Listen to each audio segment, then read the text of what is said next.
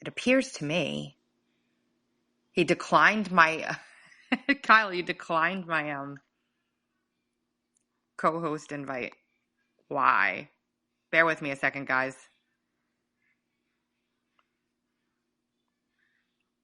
Bear with me a second.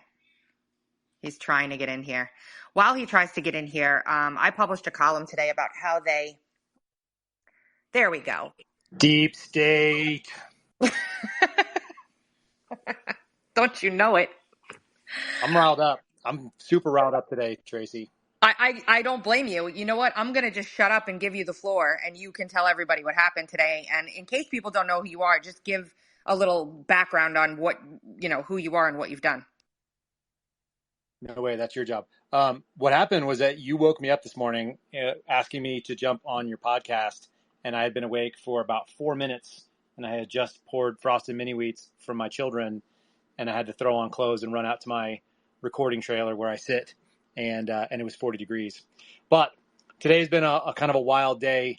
I finally undertook the emotional burden of reading the FBI's what is it called? Investigative summary of the equal opportunity complaint that I lodged in December of 2021, which was to say that the FBI did a boilerplate and discriminatory dismissal of my religious accommodation request.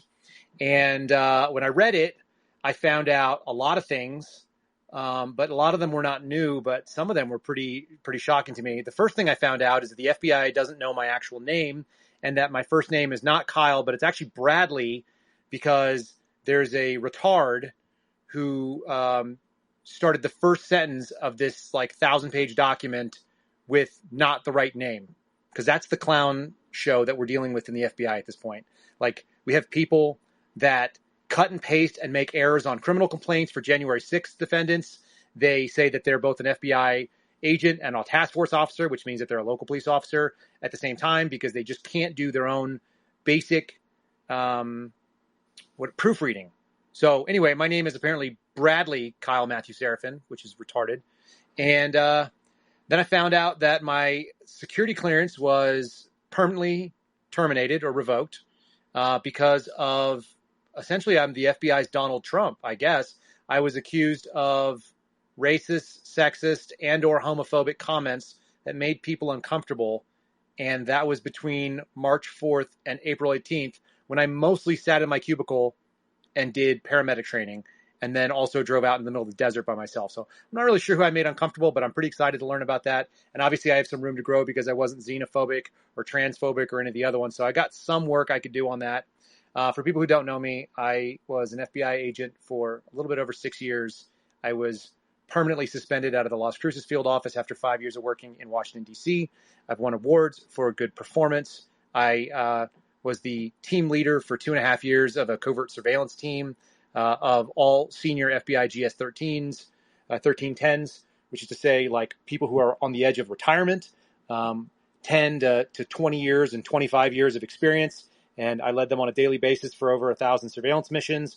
And then went to Las Cruces, New Mexico, in order to just step away from D.C., try to do Indian crimes, which is not considered a very high priority inside the FBI, but it was something I felt that I was passionate about doing. And I ran afoul of Joe Biden's COVID vaccine mandates under Executive Order 14043 because I'm a pro-life Catholic. And I said, no, thank you. Also, I'd already had COVID, so I was over it. And that also led to me going to do some federal whistleblowing activity, which I had tried internally with some other stuff. But I exposed an email that has been fairly famous now because it showed that the FBI was investigating parents at school board meetings under an EDU officials threat tag, which is like a hashtag for tagging investigations. And then after that, I exposed a militia violent extremists pamphlet, which showed an Intel product where the FBI was basically targeting every symbol that all my friends that are veterans either have on their T-shirts, hanging up in their gyms on their wall, or are tattooed on their physical bodies. And we did an election crime cheat sheet, which said that the FBI thought misinformation and disinformation are actual crimes, which they aren't, because they let people who are not lawyers and who are not federal agents write Intel products for the field to use. I've done a couple of interviews on Dan Bongino's podcast at this point. I have been doing whistleblower coordination of dozens of whistleblowers within the FBI, and working behind the scenes with Jim Jordan's people a little bit. And what else? I don't know. I've been on Tracy Bean's podcast twice, pretty high level. Oh my God. And I got to meet Frank today. And what else? Kyle. Yeah, I'm still permanently suspended. Kyle, I want to ask you a question. At any point throughout your tenure in the FBI, did anybody ever tell you there were complaints about you, that you were a problem, that you caused a problem, that you made people uncomfortable, or anything of that nature ever? Not that I can recall. Maybe. Who knows? If it was, it wasn't something. I mean, I had one guy tell me that he didn't like the way that I made fun of his instructor hat, and then he and I became best friends. So I don't know, stuff like that. Like, regular things where people get along. I did have a guy who was a team leader who was what we call a 25-year mistake in the FBI. That's a guy that gets hired on and then you can't fire him because they're federal employees. They didn't learn the tricks that they'd figured out to use on me. So they just let him subsist. He got into a fight with one of the dudes who interviewed Robert Hansen, which makes you kind of a famous person in the FBI. And he got into a fight over him, over whether or not they would wash cars like in their khaki pants. So that guy and I didn't get along. But did anyone ever tell me that I said something offensive? No, not that I can ever remember. Can we look over to Steve Friend's timeline for a list of the OPR files and look at what people get away with on a daily basis and don't face repercussion for, and then compare it to your alleged transgression and come up with some sort of rationale for why they've done this? No, there's no rationale. I mean, we know why they did it, because I'm a problem, because I started speaking out at this point. But what's incredible to me is that there was a supervisor out of the Helena office in Montana, which is to say that he answered to the Salt Lake City office, and he stalked his either ex-wife or ex-girlfriend. I'm not quite clear on, but he was a supervisor, and he had 10 or 15 years in experience. He got arrested for the stalking after she filed a what do you call one of those things? A restraining order against him. He was arrested by state police. He was allowed to come into the office and keep his security clearance until he was actually convicted. But you wouldn't get the COVID there are agents who have, so you're bad news. Yeah, clearly, because I'm obviously like a filthy pureblood Trump supporter or whatever it is that people want to call me. But that's the FBI today. And as we talked about on your program a little bit, I just found out this week, and I'm going to be writing a piece because I don't think anybody else can get into the detail of it. The FBI has released an intel product out of the Richmond field office stating that they are now interested in mitigating the threat of racially or ethnically motivated violent extremists who are going to infiltrate the radical traditional Catholic ideology. People who like the Latin Mass are likely white supremacists, and therefore the FBI is going to recruit sources and tripwires and liaison in Virginia to stop these dirty white supremacists who are also Latin Mass traditional Catholics and wear veils. This I can't wrap my head around. Where is this coming from? Do you have any idea where this is coming from, or is this just their target du jour of the month? No, I think this is a attempt. So the two things. First of all, it comes from the Southern Poverty Law Center. That's that's actually their source of information. And then let me read you some of the other sources, because it's a well documented piece here that they wrote. Intel products are basically like term papers, so they put footnotes and addendums and things like that. Southern Poverty Law Center, the Radical Traditional Catholicism, is one of their pieces that was accessed on 12 December of last year. They also cited a pretty important and I would say nonpartisan website known as Salon.com, White Nationalists Get Religion. So that's a good article that you can read. That was also accessed last month. There's another one about traditional Catholics and white nationalists and how they're part of Nick Fuentes' movement. Is that his name? Nick Fuentes, Fuentes? Yeah. Okay, so Nick Fuentes is obviously recruiting a lot of Catholics that like the Latin Mass. That's also a Salon piece. And then the ever popular and ubiquitous Atlantic, they wrote an article called "How Extremist Gun Culture is Trying to Co-opt the Rosary." That's an actual piece. That's a real thing that was written by Americans in this country. I'm going to wrap a rosary around my AR-15, just letting people know. I'm putting one on the buttstock now because that sounds cool.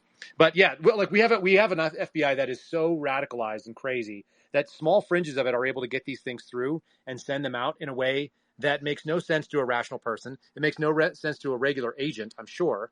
But unfortunately, there's enough lunatics that work there. This was not only written by an Intel analyst, which is to say somebody who probably was overeducated and underexperienced, but it was signed off on and reviewed by the chief division counsel of the Richmond field office, which is supposed to be the top lawyer that's supposed to be the balls and strike umpire, whether or not you can and can't write something and whether or not you can and can't open an investigation. So this person in Richmond sounds like a freaking radical. And I don't know them by name. I just know that they approved this document, which is insanity. It's true. This coupled with everything else, how do they use these documents? Do they like go out now and is this so the media writes the article, that's cover for them to write the document, which is then cover for them to target innocent Americans practicing their faith? Is that the way it works? Say that again, because it sounds right. So, and then and by the way, we should also bring on George Hill, who I see listening out there, because he's an expert in the Intel field. My experience with Intel people was mostly that I would ask them for something, and then they would tell me they don't do that, and then you would go, oh, well, thanks for your help. And so they would say that they don't work cases, but essentially, the two spheres of intelligence versus operational casework, they theoretically should align perfectly, and they should all move toward the greater mission of making America safer. But in reality, the people who are writing Intel products are on their own wavelength. And unless they have someone that is a grounded, rooted, like American patriot, like my friend George up here, who just got on the speaker platform, if you don't have someone like that who's, keeping them in bounds, then maybe they write whatever their leftist professor taught them at some, lunatic college. And I'll let him jump in. I'm heated up today, George. So how's it going, buddy? Well, thanks. So that's an intelligence bulletin, which is typically at the UFOUO level, as opposed to an intelligence note, which is usually at the secret level. Yep. Not usually, but almost always. So the purpose of those intelligence bulletins are to give our law enforcement partners a kind of a heads up. This is what the FBI is paying attention to. So the intelligence bulletin in question is part and parcel of the entire right-wing domestic terrorist extremists are all over the country, and they're even manifesting themselves in the form of radical traditional Catholics. So it's all part and parcel to a narrative as opposed to an intelligence or an investigative effort. George, how do you feel about sourcing your potential threats by using the Southern Poverty Law Center as a reference? Yeah, that's in violation. Well, at least when I left, that would have been in violation of the FBI policy. Now, I do know firsthand where another intelligence bulletin was written, and when it was briefed to the SAC and the ASAC, so the special agent in charge and the assistant special agent in charge, the writer and their boss referenced that anti-abortion clinic extremists have some of the following traits, and they were listed. I'll just name a couple of them as conservative, Christian, pro-2A, not in favor of the LGBTQ agenda. Americans.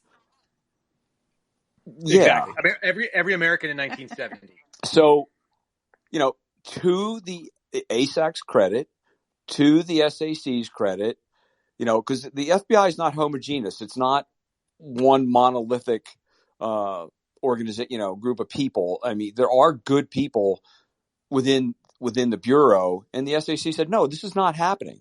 Take it out. That is not an identifiable criteria. That's like saying that if they had written an intelligence bulletin saying that the Muslim community is not down with the LGBTQ agenda or not in favor of abortion on demand up into and including partial birth abortions, that never would have gotten out the door. But it's okay to get that bulletin out the door if they're Christians. This is unbelievable. What is there to stop this? I mean, it seems like it's just getting worse and worse and worse. What I said to Kyle was, it seems like it's this laundering operation always, where the media will pick up a hint. Hey, the FBI or someone will say, hey, we need pieces on this specific subset of information. write them. Then they'll write those pieces. Then the FBI will turn around and use those pieces as the basis for whatever targeting they're going to be doing. And then the Southern Poverty Law Center hops in. I mean, I was listed on their website, for goodness sakes, and I'm a journalist. This is a big problem, and it's disconcerting to me, and nothing really shocks me anymore. What do you guys think about this? Yeah, of course, that's what's going on right now. Like we've got a weaponized DOJ. There's no question that there should be hearings about it. The problem is that the people that are supposed to be doing the hearings about it are not serious people. That's what we're finding out. And so that's the other thing that's got me heated up today. I found out that my buddy, who was booked on a flight to go talk to Jim Jordan's committee and was supposed to be speaking to them on Thursday. This is an unpaid, indefinitely suspended whistleblower with 4 little children living in a rental house that cost twice what his mortgage was, but he had to sell his house because the FBI ordered him to sell it, and then they cancel his moving orders because they're like run by demons, I guess, and they decided that somebody with a 2-week-old baby should be left without a home. And so they left him out there. They locked up all of his stuff, which we sent him from the Give, Send, Go that we have out there. I sent him $10,000 so that he could rent trucks and pay for his friends to go and drive all of his crap back to Wisconsin. So he went and did all that. So he's online to go talk to Jim Jordan's people on Thursday of this week, and they bumped him so that they could talk to Tulsi Gabbard. They talked to Chuck Grassley, Ron Johnson, and they're bringing on Nicole Parker, who is a recently resigned FBI agent out of the Miami field office, who in our little whistleblower group we refer to as FBI Barbie, because she didn't do any whistleblowing. She just left, and she claims it was because the FBI was politicized. But from everything I can tell, it looks like she left the FBI because her friend was killed, which is a perfectly good reason. But she lined up her gigs on Fox News, and then she walked away from the FBI, and she spent a whole day at Fox walking around in a pretty dress, and she didn't disclose anything. And she talks about the good men and women and how the FBI is so amazing. The FBI is trash right now, but not all of it. There's plenty of good people, but there's enough of it that's bad that it just can't survive because it's tarnished the brand. Like I sent you a picture of my badge, which had tarnish on it for a reason. Like there's enough of it that's bad, and they can never do something bad without betraying the trust, and it's betrayed. Like it's done. I don't know how you would ever salvage this after looking. They've made an enemy of 50% of this country at this point. Well, for what it's worth, I'm going to be testifying tomorrow beginning at 10 o'clock in front of Jim Jordan's committee and the Judiciary Oversight Committee, of which Jerry Nadler is the minority lead. From my understanding, it's going to be all staffers. That's nonsense. Are you serious? Yeah, and are you paying your own way down there, George? Yeah, I am. Yeah. And I did a little digging into that. And what I found is, and you know what, you can anybody in this forum can throw the BS flag, obviously. But from what I've been able to find out, that the reason I'm paying my own way is, for example, say you have an expert witness on the stand and the defense says, well, were you paid for your testimony? Yes, I was. Well, there you have it. Just throw that testimony out there, just here for the money. That's if they think that they could say that about somebody who has no paycheck that's been indefinitely suspended by the FBI, I think that person would go down as the villain. Yeah, it's pretty lame. And also, travel expenses are generally not considered to be real compensation because I can assure you, my buddy Garrett does not have any interest in going and hanging out in D.C. That's probably the last place he wants to be. And it's probably the last place you want to be, honestly. Like you'd probably be out there looking for more of those flapping feathered friends you were shooting the other day. I'm still falling out from that, but I mean, it's disgusting. Yeah, that looks cool. I mean, my attorney already gave me the heads up that, they're going to be digging into the video that you and I did. And I'm like, really? That's what they're going to go after.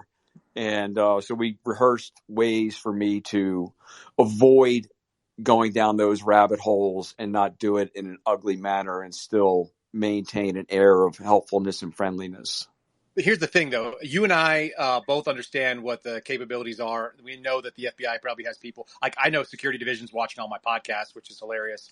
And so when I appreciate it if they would give me some 5-star reviews. We could use this stuff. But what I do know is that you and I are speaking in an open and public forum, knowing that there are limits to what we can and cannot discuss, and that our personal opinions are protected by the First Amendment, because neither of us have any responsibility to the FBI at this point. So, to think that they're going to pull something out of there that you wouldn't stand behind, like you said it in a space where literally thousands of people have seen it, and anybody in the world has access to it if they want to. So neither of us are jeopardizing anything national security. And moreover, like the opinions we have, I'm pretty confident you'd stand by them. I know I'd stand by anything that I've said so far. Yeah. I mean, it's maddening. And to Tracy's point, I mean, I know it's not a rhetorical question, but it almost feels that way. How do we stop this? But every chance they get, they meaning DOJ, FBI, they continue to take every opportunity to add to this narrative that our country is spinning out of control and being taken over by right-wing extremists, that newest group being people who like to hear Mass in Latin. I mean, it's just absurd. I'm almost speechless by that. That's insane. We released a column today at Uncover DC where we talked about how they've combined the whistleblower training with the insider threat training at the FBI and what that means to people in the bureau. It's kind of like that silent wink and a nod. Hey, we know, this is we know what's going on here. And then today we find out that Kyle here is considered an insider threat. It's what are they? Do we pin that tweet? Because that's the funniest thing that I've read. Let me The best thing is this. So yeah, if I can find it, I'm lazy about it. So I'll just tell people kind of while Tracy is looking in the background. What I did is I went through this investigative summary, which was incredibly long and meticulous and foolish because the person who wrote it, she sent me what they do is they interview you and then some agent writes up what you said. Instead of like saying, hey, you're a grown-up, why don't you just write what you said for me? And also you work for this agency, that would be really easy. So she wrote up my statement, which was like 17 or 18 pages long. And I corrected every single sentence, either for content or format or both, because it was atrociously written. And it was written like someone who was a fool and not like someone who speaks the way that I do and has the education level that I do. So I ended up going through and rewriting the entire signed sworn statement. And then I got everybody else's as well. What I found out in theirs is that the assistant special agent in charge of my former field office, a guy named Eric Brown Jr., in case anyone's keeping score at home, Eric Brown Jr. wrote several things that are hilarious. Number one, he wrote hearsay evidence of hearsay. So what he said is that an employee reported to him, and he was reporting to the interviewer, that I had been engaged in a confrontation with local law enforcement based on the body cam footage that I have provided on my Rumble channel for anybody to view. Anybody can go check it out. It's available and it's public. And but the employee that had reported to him hadn't seen the body cam footage, but he did know that it was confrontational because it needed to be for his report. So he actually reported that nonsense, which is borderline amazing to me. And then in another part of his statement, he said that I was considered an insider threat, and they reported me to the Office of the Insider Threat inside the FBI. That's traitors and spies for your scorekeeping. That's Robert Hansen. That's the insider threat. And then also they were concerned that I was very confrontational with my colleagues, which I assume meant that I wasn't going to get the vaccine and I wouldn't get a nasal swab, which was all true. And then because of those things, I was moved off a criminal squad and put on a national security squad where I would have access to more sensitive information as an insider threat because the people that are running the show. But they never told you any of this on the way. No, of course not. That's what's so amazing about it. I was told that I was being transferred. I said, this is a punitive move. They wrote it very specifically. It's not a punitive move. Well, if it's not a punitive move, then why are you moving me from the criminal, which is supposed to be the lower tiered threat, according to the FBI's own words, to the most important thing when I don't want to work the most important thing? And I'd already been read out of the clearance. Tracy, I had been read out of my SCI read-ins, so I was not allowed to sit in a skiff by myself without someone holding my hand. I no longer had what we call candy stripes on my badge, and I no longer had the SCI read-ins, which you have to basically just sign another NDA and do financial disclosures every year. But I hadn't used those in over 3 years, so I said, there's no reason for me to do it. I don't go to the skiff. And they moved me onto a squad where the work was done in the skiff, and I couldn't go in it. So apparently I was, as we stated earlier, racist, sexist, and homophobic in the 6 weeks that I was back at on this national security squad while I sat in a corner and talked to nobody. Can we talk about how they changed the requirements now for clearances across the board and fill everyone in on that? Sure. How specific? So the FBI has taken on the OPM requirements or the OPM suggestion under ODNI, I believe, that said that they were going to move to a thing called continuous vetting. So historically speaking, the FBI would do clearances in a way that you would get reinvestigated every 5 years in theory, but not in reality. They would just say that it was going to be every 5 years. But they would try to do this sort of 5-year reinvestigation. They would go back and check all your references. They would, check all your finances and so on. And then they would clear you for another 5. In reality, sometimes it was as long as 8, 12. It sometimes took as long as 20 years because the FBI is a government agency and it's not very efficient. It doesn't do its job well at doing those things. So they've moved into this new technique that's called continuous vetting, which means they can do a background investigation at all times for any reason and no reason. And it's my belief that some of this is going to be done to vet conservatives and pull them off because they've got a great hit list already of people that refuse the vaccine. And those people who refuse the vaccine and were causing a problem, they've already shown that they're not willing to go along and get along. They've already shown that they have some spine, and those people are a problem. And so when you have those problems, they've already been readily identified. There's about 3,200 in the FBI at this point, and you can easily get rid of them through continuous vetting. And then you get a guy like Marcus Allen, who I don't know, I've never met. I only read his case on Judicial Watch, but he was removed from the FBI for holding quote unquote conspiratorial views, which included that there might have been some election fraud in 2020. And what else? That Antifa is not an idea. It's a group of people.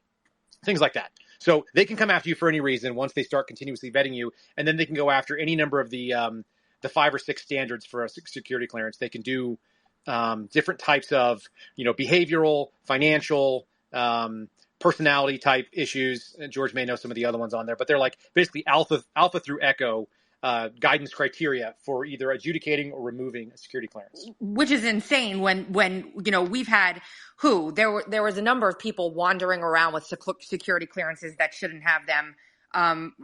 Well, how about the 51 guys that didn't know what the hell they were talking about when they were discussing Russian information with Hunter's laptop? But moreover, how about the former the chief the chief intel guy, the SAC of counterintelligence at the New York field office, Charles McGonigal, who was taking bags of cash from probably a Russian oligarch, handed over by a retired Albanian intel officer. Like maybe that guy should have had his security checked out, but instead they're going to go after like filthy Trump supporters who don't want to get the clout. Unbelievable. That's some real OG tradecraft there, buddy. Give me a bag full of cash. The bag full of cash, the greasy McDonald's bag full of cash is an epic winner. And then the best thing is if you do get it found out by your girlfriend who your wife doesn't know about, then you always tell her it's what you won gambling on a baseball game, which tells me that you've never gambled on sports in New York, I'm guessing. Because who the hell's gambling and taking home $225,000 cash. of cash after a yeah, like get the hell out of here. Barry has her hand up. I want to let her ask her question. Send it. Hey, thanks, Tracy. Hi, everyone. Yeah, my question is regarding to when President Trump put that amazing, brilliant executive order regarding Schedule F that would have, kind of reversed that 1978 Civil Service Act that makes it impossible to fire these unelected officials and people that he wanted to get rid of to drain the swamp. And I know Biden reversed that like within hours of his inauguration, and people were freaking out, calling him racist and sexist and all this stuff when he wrote that. But my question is, what was the vibe in the Bureau like when that happened? Just curious about what some of these institutions were saying and thinking when that happened. And hopefully, hopefully we can get him in office again because he's vowed to make that law. Yeah, so Schedule F would have been a great option to be able to remove some of these people that are otherwise unremovable, I think, in a lot of ways. But I don't remember hearing anything about it at the time. In fact, it was news to me. I found out after I left the FBI. Maybe George heard something about people being upset about it. But I'm not like, I feel like so many people in the Bureau, they don't even know the stuff that's like mainstream news. Like they're like in a couple of weeks, they're going to find out that there was a Chinese spy balloon. There's like probably 60% of the FBI agents will figure that out, like that somebody shot down a balloon because their friends will show them a picture on Facebook. So many people keep their heads down and know nothing. I'm not 100% confident that people are that aware. Maybe the senior executives knew, but I didn't deal with them nearly as much. Yeah. I mean, there was almost no buzz about that at all. And I can attribute it to what Kyle said is that most people go through each day in a semi-stupor. And then the others are rather arrogant and say, yeah, it doesn't matter what Trump does. We're going to do what we need to do. They're doing that under the Biden administration also. Because that put like 50,000, bureaucrats who just had seniority that Trump couldn't fire. It put them at risk. So thanks for answering the question. Yeah, it was pretty much everything I read about it at the time was just filled with hate. Yeah. So what's amazing is that Trump has some really great ideas coming out right now, and I think that you got to give credit where it's due. I'm not like a Trump no matter what kind of guy by any means, but the Schedule F appointment is a really big deal. Try to reflect. That's one of the major pieces to getting rid of the sort of the administrative state that exists there and is not beholden to anybody and operates on its own accord. And then the second thing he talked about was the Digital Bill of Rights, which I think would be a big step forward. We have to remember too, I don't want a president that's also a king. And I think that we should be really, really clear as people, that want to live in an American constitutional republic, that we don't elect a king. They don't have the ability to go and do kingly things and rule by decree. It should still be the consent of the governed, which means that the representatives have to pass it. Honestly, if the government didn't do anything for a really long time, that would be just fine with me. If they just stayed out of our lives, I'd be happy as hell. But I don't see that going on. So if he's going to be able to push those and he's going to get, as a leader of a party, he's going to go and move those things forward. I think that'd be fantastic. There are some protections that are required in this day and age that are pretty important, that have been overlooked for a number of years. I think Congress has shirked their duty, and I guess it falls on the executive at this point to propose good ideas as they come in and maybe move a sweeping slate of legislation across that would really protect people from all the institutions that have now weaponized against them, which is big tech and it's big pharma and it's big business on every level. And there's so many of these other pieces where, I think a lot of people have been asleep at the wheel, but so many people are paying attention now. So one of the things that we have to make sure that we do is keep this out in the forefront, because I'll be honest, this committee is not starting off the best for me. It's really not. The first two witnesses you guys told me about today, I was like, what in the ever living hell are they doing? That is like basically like media fodder to get them to have some interviews that are of no substance whatsoever, so that they can like say, oh, look who we interviewed at our committee. It's stupid. And having staffers do these interviews is, it could be good or bad depending on how good their staffers are, because a lot of the time the staffer knows more than the actual congressperson does. So no, that's so true. It is. And it just depends on how capable these folks are. They may be very capable, and they may ask great questions, and they also may be completely incapable of asking good questions, in which case it's now going to fall on your shoulders to get stuff onto the record somehow that you want out there without being asked about it. Good luck. It could go either way. I am not very positive on it right now, only because you know what, you gotta pay people, or like they could do a fundraiser for it, or they could have somebody, like it's very easy for the number of congressmen with the notoriety that they have to help this person get funded, so he's not paying for his freaking travel out of his pocket. And he's literally doing it because he loves this country and he believes that his oath requires it of him and that his Christian faith requires it of him to go and speak the truth. Like, that's the reason why my buddy is going. It's the reason why we threw money at him, and he doesn't feel good about it. And it's like, whatever, dude, I'm sending you money because I'm not going to have you take it out of your kids' mouths. We're going to take it from the donations that people have done, and there's been a lot of very generous people who have donated to us. I'm pinning that. Super grateful about it, but I'm pitting the fundraiser right now at the top of this. Yeah, here's the thing, and it feels really gross to ask about money because I don't want to ask for money, but I want to make sure that I can look after my buddy, because I don't know anybody else that's going to do it. His face is not public. I have a profile that's public enough that I'll take the hits on it. I'll take my my POS former supervisor calling me a give, send, go machine or whatever the hell it is. Like, if he wants to trade my Twitter account for his pension, I'll do it tomorrow. He can have it. He can send all of his crappy articles out.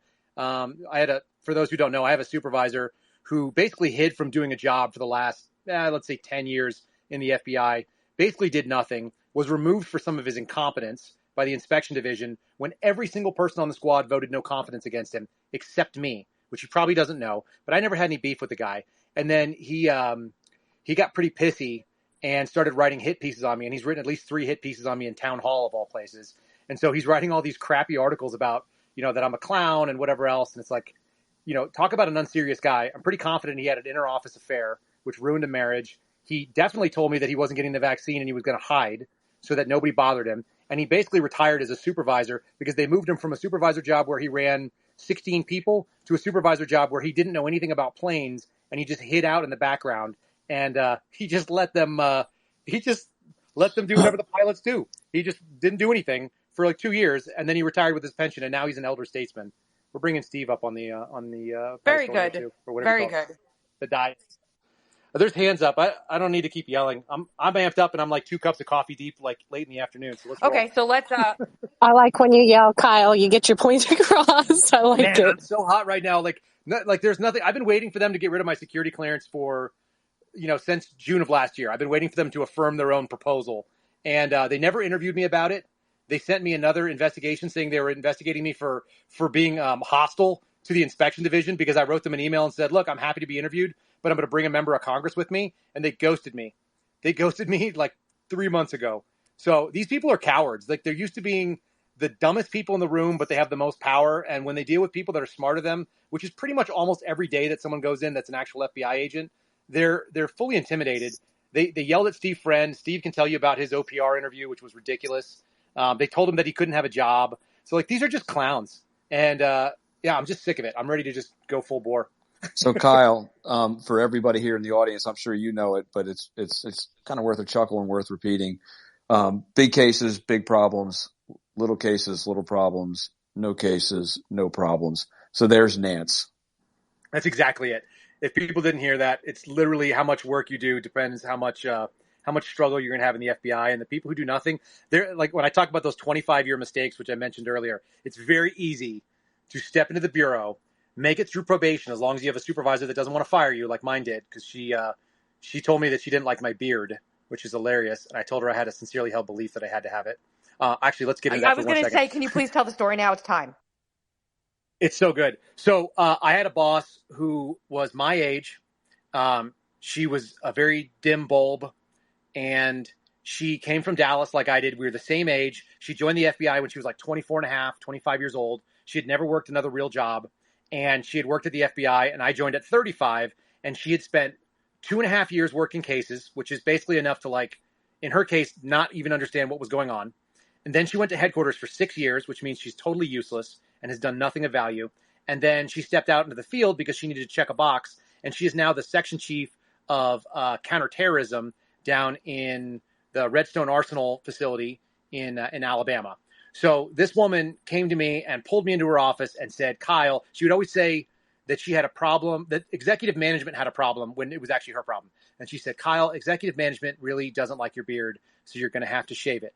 Mind you, the FBI has not had a grooming or a dress and appearance standard since 2010. So there was no standard in 2016 or 2017 when this happened. And I said, well, Aubrey, I appreciate that, but I have a very sincerely held belief that I have to have this beard. And so I'm not going to shave it, but let me know if you need me to go like swear out an affidavit up at HR, and I'd be more than happy to put it in writing. I'd really hate for you to get in trouble because I'm growing a beard. And so she was like, oh, you would say that. And I was like, I am saying that. And so, let me know if you want an affidavit or something, but that's not going to happen. And so then I left, and my guys were listening in the hallway because we would always like listen in the hallway to what was going on in the office. And they go, did you just tell the boss that you have a like a religious belief about your beard? And I was like, yeah, I've never had a beard before. And my wife, totally worships me with it. So I'm going to keep my beard. And it's religious as it needs to be. Like, that's as good a sincerely held belief. That honestly qualifies under Title VII protections if my wife worships me, and that's part of my religion. And who is she to say otherwise? So anyway, I kept my beard. I still have my beard. One of my guys that was on my first squad told me we grow the beards because it's the FU to management. They can't make you stop. You're not on the Yankees has a code, but the FBI does not. I have another question for you. Are you a male or a female? Can you please clarify for the audience?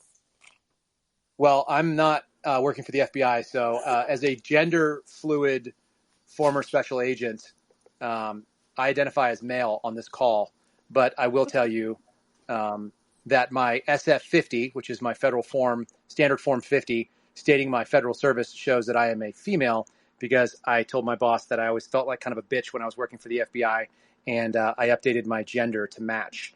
And I was rated as almost one of the top female physical performers in 2021 on the PT test. This is not a joke. For a 39-year-old female. No, I have the documents to back this up. So they actually fired a trans, well, what do you call it? A gender fluid. Sorry, I don't like to say trans because I feel very uncomfortable with that term. But as a gender fluid individual, I've always identified as like a male and a father when I get home, but not when I was at work. So yeah, that's on documentation. And maybe we'll deal with that with the EO commission later. Okay. Look, it's objective, and that's how I feel. So I started saying that early on at Washington Field in my first PT test, they would say, how many sit-ups do you need to do? And I go, I don't know. And they would go, 38. And I go, I identify as female. And they go, shut the fuck up and do your do your sit-ups. And I would just say, I'm gonna sue you, as I would do like 65, because the FBI is a clown show. The Farm, you have your hand up. Please ask. Sorry, yeah, Farm, you got to go, man. Your hand's been up forever. No, it's all good. I have two questions. One is, do you think that, just from your experience, that the going after, vax or injection refuseniks is just going to amp up in the FBI, and they'll just get rid of people kind of retroactively that didn't keep up to date in the future? And then the other one is, given that you, I guess, are you gonna change all of your passport documents to represent your gender? Well, as a fluid individual, I think that both represent me depending on where I am. So there's no real reason to update that. But what I will say is that regarding the Refusnik situation, not only do I think it will amp up, but I think it actually has amped up, and they are going to start including boosters in it, even though that is under injunction. They have determined that the pilots that fly around in the private jet that Chris Wray has been abusing are now required to be boosted and up to date on the Pfizer profit mogul. And the fact is that it's been shared to us by several nurses that the Critical Incident Response Group, which owns the hostage rescue team, they have the tactical pilot unit, the tactical helicopter unit, THU, and they've also got the private pilots that fly the jets. Those guys are now required to, under things that are not related to the the executive order 14043. It's not related to that. It's related to their health and safety standards per some OSHA nonsense. And the lead doctors for the FBI, the chief medical officer and the chief flight officer there, have determined that all those pilots have to go get the jab. So I don't know, maybe Chris Wray will be falling out of the sky at some point in the near future. I really hope not, because the pilots are really nice people. I've loved all the pilots I worked with. They were super good dudes and a couple of good women. And in fact, even Shipwreck Crew's wife was a pilot on one of the details there doing stuff, and just wonderful human beings. Like, they were super helpful, good people to hang out with. I don't wish any ill on them, and yet they're forcing something on them that they haven't chosen on their own. And I would say it is in violation of the Fifth Circuit Court of Appeals injunction, which hopefully will be decided any day, that the EO was actually unconstitutional. We'll see that shortly. We have Steve here, and I want him to tell everybody what happened with his employment opportunity, and also he has a book, and I want him to tell people about that. Steve. Sure, thank you. So I when you get walked out, they give you paperwork in order to obtain outside employment, because, as Kyle can tell you, we're still technically employees of the FBI. We're unpaid. We can't identify as special agents. We're just FBI employees. So they give you this paperwork and they say, if you want to seek outside employment, you have to get our approval, because there could be a conflict of interest. It could be an ethical concern. So I was offered a position to work for a Center for Renewing America, which is a 501c3, and they offered me a fellowship to advise the legislative and any sort of policy directives that they were going to be suggesting towards this new weaponization of the federal government subcommittee in capacity of the FBI. So I had kind of a pretty good outlook on that, a pretty good experience on it, so it kind of fit my resume. I submitted the paperwork, and I said, this is exigent. I would like a quick turnaround time. And I was told it was going to take 30 days. So I submitted that on a Friday, and I heard back on the following Monday morning, so not even one full business day, that my request was rejected. And I was told originally that it is a decision that is jointly done between the Office of Integrity and Compliance attorneys and Human Resources Division. But in the email that I received back, they said that my executive management, meaning my special agent in charge, Sherry Onks, had decided that I could not have that position. So they're not even following the policy to properly reject me. And also, as a side note to that, I was told in just doing research about gaining outside employment, they said that I am limited to earning $7,500 a year. That there would be some sort of bureaucratic. I'm sure there's some sort of bureaucratic red tape in order to request more than that, when you can say like, hey, like I'm not just somebody who wants to get a side hustle and, I'm currently unpaid. But then I was also told that I would need to apply from inside an FBI facility and I would need to be escorted in order to do that. So there's just no consistency. Nobody's ever handling this before because nobody requests outside employment because nobody gets suspended. And if you do, then you just expected to resign. That's actually not 100% true, Steve. People request it and get it all the time as long as they're in the favor of the regime. There's a lot of tactical instructors. They get options to go out and teach tactical courses and get paid for it. They can get paid very well. And during 2020, the FBI actually waived the entire the limit. It used to be $3,500 total. It was like $3,000 or $3,500 for agents that you could earn all year, no matter how much work you did. So if they paid you $5 an hour, if they paid you $500 an hour, it didn't matter. You could only earn that much money. But they actually waived that entire total during the COVID shutdowns because they had put people out of work. Not that they didn't pay them, mind you. They just didn't have them come into work. So they had people go and teach training courses and do other fun stuff. So a lot of people took advantage of that. You can get outside employment opportunities to write books and make a fortune if you want, if somebody wants to buy your book. There's all kinds of things that people will do, but you got to be friends with the people that make the approvals. And you and I are not friends with those people, because those people are. And that makes sense. I mean, I had two agents in my prior office who had put in for outside employment. One was accepted, one was rejected. And the one who was accepted asked to be a high school baseball coach. And he had connections back at WFO, Washington Field Office. And the one who was rejected, she was a certified coroner. And she wanted to just keep her certification hours up in order to maintain her license. And they rejected her going and doing, doing bodies for funerals. That's right. What's wild is that the FBI has a hostage rescue team. Many people will know this is like the tier 1, counterterrorism team for the United States. And they have their own medical unit who are actually really, really competent people. And I had great experience working with them. The thing that blew my mind is they had a physician's assistant that worked for them who was an agent, who was a big strapping dude, and he wanted to maintain his medical certifications as a physician's assistant in the emergency room. And they would not approve him doing rounds and doing hours in the hospital to maintain ER PA status while he was actually acting in that capacity for a tactical team that theoretically could either have a guy shot on their team or could have, a subject shot. And Steve, we can hear your kiddos. They're going to join the party too. But that's just how foolish the FBI is when it comes to these things. It's totally arbitrary. They have no problem, squashing Steve, who hasn't gotten paid in months. He's, in 130 something days, or they obviously are not going to approve him writing a book.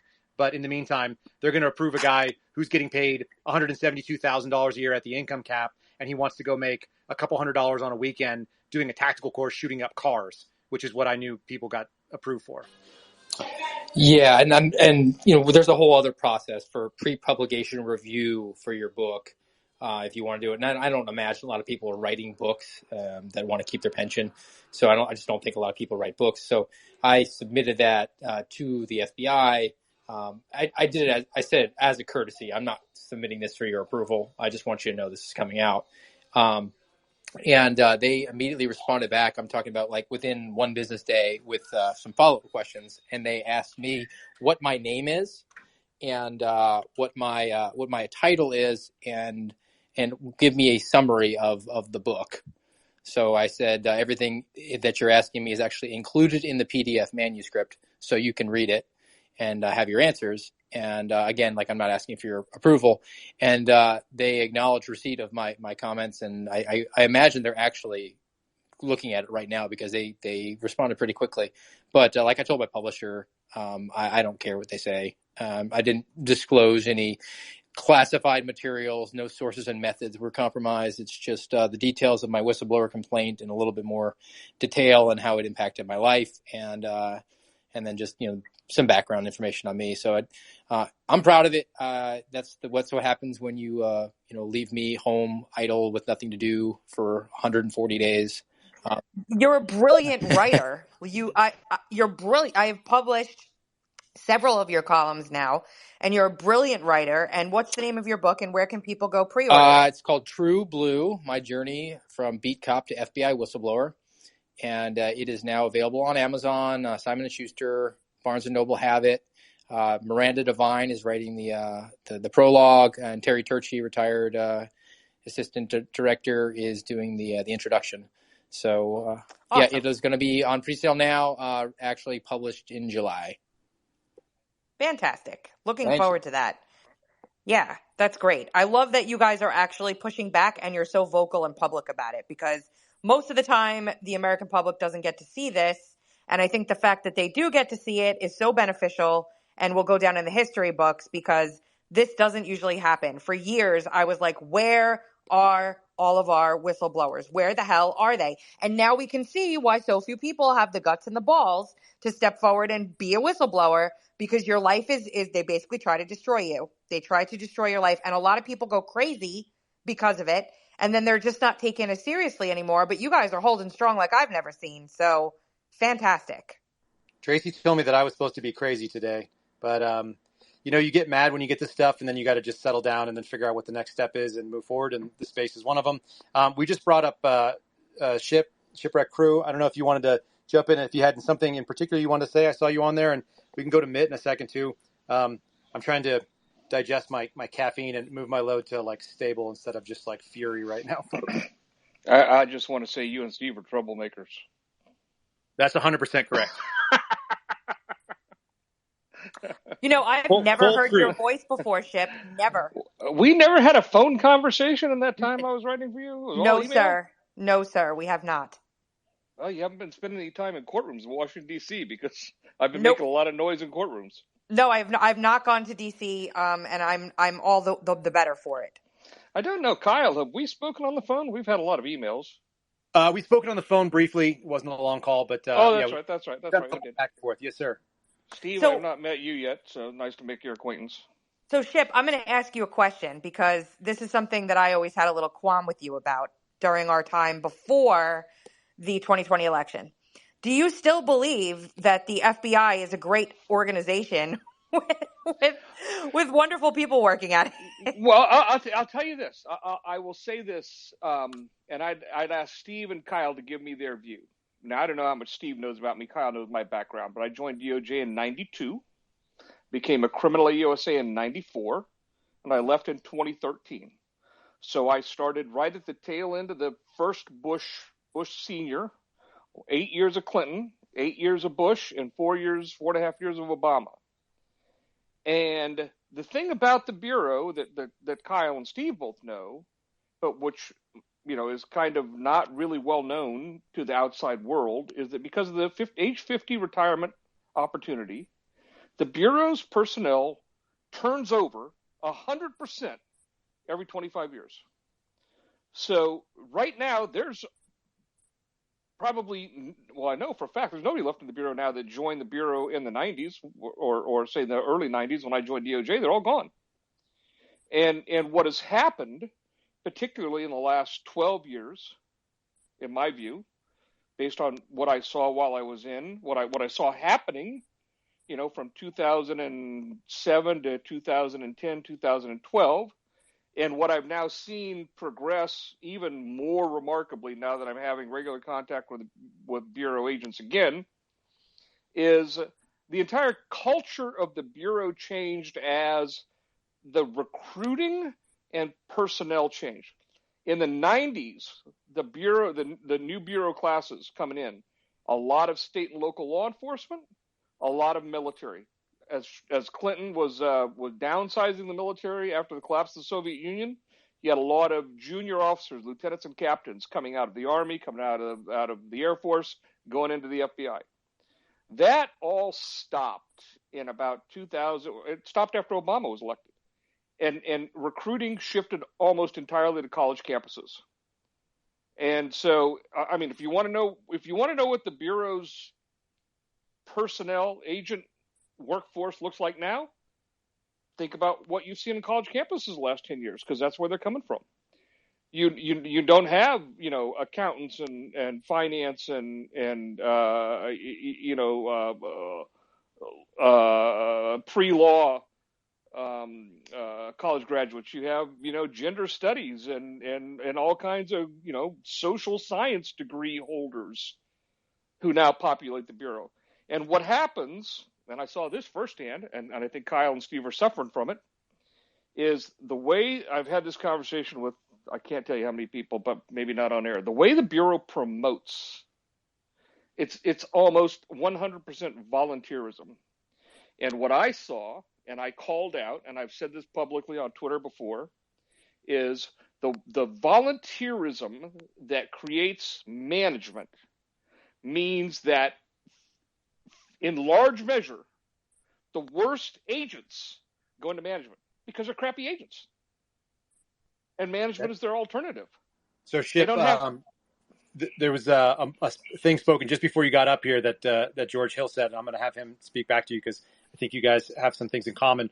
But he mentioned the old maxim, which was big cases, big problems; little cases, little problems; no cases, no problems. And when you're a supervisor, you have no cases. You're just looking at the squad.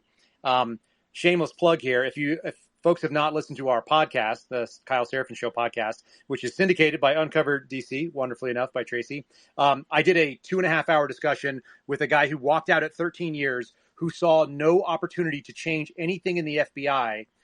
His name is Chris Gonzalez. He was on Dan Bongino's podcast on Friday, and we talk about this long form, and you're exactly correct. The self-selectors that decide that they want to go in are not interested in trying to make things better. There's only a marginal increase in salary, so there's very little monetary upgrade to it. But what you get is people that just want to promote to the next level up because they either want the authority or they want to avoid having to do casework, which is an option. And if they can get up to the next level, they might be able to move their families. And most of them end up, bouncing all over the country, and they have very different values than the people that want to just put their head down and do casework, which is what used to be what FBI, aspired to be a great case agent was the aspiration. And those people are not even looked very highly on anymore. And Chip, I don't think you've met, but Senior Chief, you'll see below you on the panel. That's George Hill, who is a retired SIA and probably has some overlap as far as DOJ time. He retired from the Boston field office, but he had his hand up, and I'm guessing he has a response to what you had to say too. Yeah, yes. Let me finish that the one thought I have just real quick. So they're developed, and I'll give you the prime. The number one example of it. They're developed, and you guys know this, a mentality among incoming agents that within like 3 or 4 years of actually coming in, they had their eye on that management track. It had already been explained to them by somebody. Get your minimum time in, go to headquarters, get your 18 months or 2 years in headquarters, and then get your first squad agent your squad supervisor, and then it's up the ladder. It's like 2 to 3 years and a move every time. And when you land in a supervisor squad, you're automatically thinking about the next one you're going to apply for. That's where big cases, big problems, little cases, little problems, and no cases, no problems comes from, because the supervisor doesn't want problems in his squad that will impede his next move. Yep, and that's all. And Andy McCabe, and I know people that worked with Andy McCabe at pretty much every level. Andy McCabe is the epitome of this mentality. He never accomplished anything at any stop along the way. He was never respected by his peers. He was never particularly good at anything he did. He just had a mentor who pulled him up the chain. And he made sure he had no problems in the area of his responsibility so that he could cleanly move to the next level. Do you know who his mentor was? Yes, but can you share it now? Okay. No, I'm not going to. George, didn't you tell me about the any Andy rule? Yeah, any Andy. Yeah, 3 newly minted SAs checked into the New York field office, and they were so interchangeable. The common refrain was any Andy will do. Well, my claim to fame after 2 years as an AUSA is I had a particularly high profile investigation going on. And it turned out that a newspaper article was put on, basically exposed the existence of the investigation, which was secret at that point, and the targets all fled. And it turned out that the RA had spoken to the reporter and I didn't know that, but there was a conference call with like 6 agents in a conference room with the rack and myself and my supervisor on the phone, and I said, whose boneheaded idea was it to talk to the press? And I didn't know it was the rack's idea. Their entire room broke out laughing because none of them liked the guy. They all just thought he was an idiot. And I had like 2 years as an AOC at that point. But it was explained to me not long after that, the nature of the volunteerism. I couldn't believe it. I had no idea that essentially first level management was just raise your hand and you can go. We'll send you to Washington. And you can become a manager of the FBI. And you will then supervise, agents with 20 years experience who know what they're doing, handling cases. You'll get to supervise them, even though you don't have a friggin' clue what you're doing. That makes me feel so great about what's going on out there. So Tracy, when I used to do my what do you call them, file reviews, which you do every 90 days, you might do them every 60 days as a new agent if my memory serves. But there's a time that you do them like a little bit faster as a probationary agent. And so I would go in, and in theory, your boss's job is to read every single thing that you attribute to your case file, proofread it, make sure that it doesn't sound stupid, that you're actually making a point, that you're adding value to the case, and then they approve it based on their expert experience because they're the supervisory special agent. So I'm working Chinese counterintelligence, and I would write all these things to these BS cases that I had, and they weren't super intense by any means, and she would send them back for stylistic points. She'd be like, you can't put the word that. She didn't like the word that because of some style guide that she had in her head. So I would always have to rewrite things without the word that, which used to piss me off. So then I'd send it back to her. And every 60 days I'd go in and sit down, and she would go, okay, now tell me about your cases. This is a person who literally approved every single thing that I did every day that I did it. And she didn't know anything that I did because she didn't pay attention to any of it because she was useless. And she promoted her useless way all the way up. She was the assistant special agent in charge of the criminal division in Minneapolis while they had the riots out there. So this is the lady that was theoretically running the federal response to sort of the summer of love stuff that happened in 2020. These are the kind of people that move up. She was spending basically all of her time trying to talk to people at headquarters, finding her next gig. She did almost no work on our squad. And so she phoned it in the whole way. And that's how you get these people that they're experts in nothing and they're happy to promote. I know she never worked counterterrorism, but she's in charge of a counterterrorism section. Why? Why should she be telling anybody what to do? But that's the FBI way at this point. You raise your hand, you tell them you're willing to move. She keeps a house that she owns in Alexandria, so she's always close to D.C., so she can always come back and get that SAC or that ADIC job. And, she'll go and take the rental move, and she'll go live in an apartment for a couple months or 18 months, whatever it is, and she'll TDY back. This is what people don't realize. They'll take a job in D.C., they'll get an 18-month gig that they know they're going to have to go work, so they get a permanent move down to another station somewhere. It doesn't matter. It doesn't have to. It could be Minnesota. It could be Alabama, whatever. But they keep their house in D.C., so they're down there for 18 months, and then while they're down there, in the middle of that 18 months that they're serving, they'll TDY back to D.C. to their own house, and they'll work a temporary gig working in some other, crappy part of headquarters. Then they'll go and finish the 18 months, and then they'll be back at headquarters again for another job. And so these people literally never leave the D.C. orbit. And that's why one of Trump's ideas has to be that you've got to move some of these federal agencies outside into America where real people live and outside of that Beltway mentality, which is just disgusting. And they've automated the promotion, back to, how quickly these people promote. Because I think it's called the LDP, the Leadership Development Program. And it's all like virtual. So you just check the box. Literally, you have to go through this list and check all these boxes. And then that's not correct. And then that's not correct. I went through that process. That's not correct. They just changed it recently in the last 2 years. I went through it a little bit less than a year ago, or a little bit enough. more than a year ago. So I was doing a bunch of those things that were virtual academy to get into the the supervisory acting roles, and it was all virtual academy crap. That's what I had. Yeah. So now there is you have to get down to Quantico, and there's a whole entire day of you writing and preparing things, a stand-up briefing, and then they have a list of questions. And God is my witness, they asked me the same types of questions to be evaluated to be a GS-15 that we were asking new OSTs. I mean, so it's laughable. And so I just want to speak very briefly regarding what Shipwreck had briefed, is that this all started, and it's on my interview with Kyle, with the Patriot Act and the lashing up of the intelligence cadre to the FBI, which did not exist before the Patriot Act. There was a lot of discussion whether they were going to do an MI5 sort of domestic intelligence standalone unit, and it was decided that the FBI would take ownership of it. So that was like the wet concrete that was poured. And then over the course of years, a few years, not that long, 4, 5, 6 years, with the incorporation of the threat review process, the field office strategic plan, field office health measures, we became an intelligence entity as opposed to a law enforcement entity. And as an intelligence entity, you don't really have to make cases. You can just observe and report. You become mall cop forever. So you lower your problems. And then at the same time, the FBI, when it got the intelligence cadre, picked up over 60 senior executive positions, all of which were taken up by 1811s. So it became a gravy train.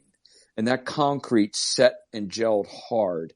Bob Mueller came to our office and, pushed back on people about that whole volunteerism thing. It's like, no, if you want to move up, you have to move out. So we could actually almost do a weekend seminar on this. It's just been, it is solid concrete and it is set. And usually the only way to fix a problem like that is to break the concrete and re-pour it. Amen. There's no mending. And I don't know how we get there. That's the thing. Like for someone like me who didn't work inside this juggernaut and just talks about things that happen inside of it and, does a lot of legal briefing and a lot of legal work and, reading and reporting, what the answer, I don't see anyone with a set of cojones big enough to fix this problem. And that means it'll just keep getting worse. I mean, there's no quick fix to this is what I'm hearing from everybody, right? I don't think there is a fix. I think it's a teardown project. I don't think this house can be rehabilitated or improved or corrected anymore. It's not even a gut job. It's a wrecking ball job. Mm-hmm.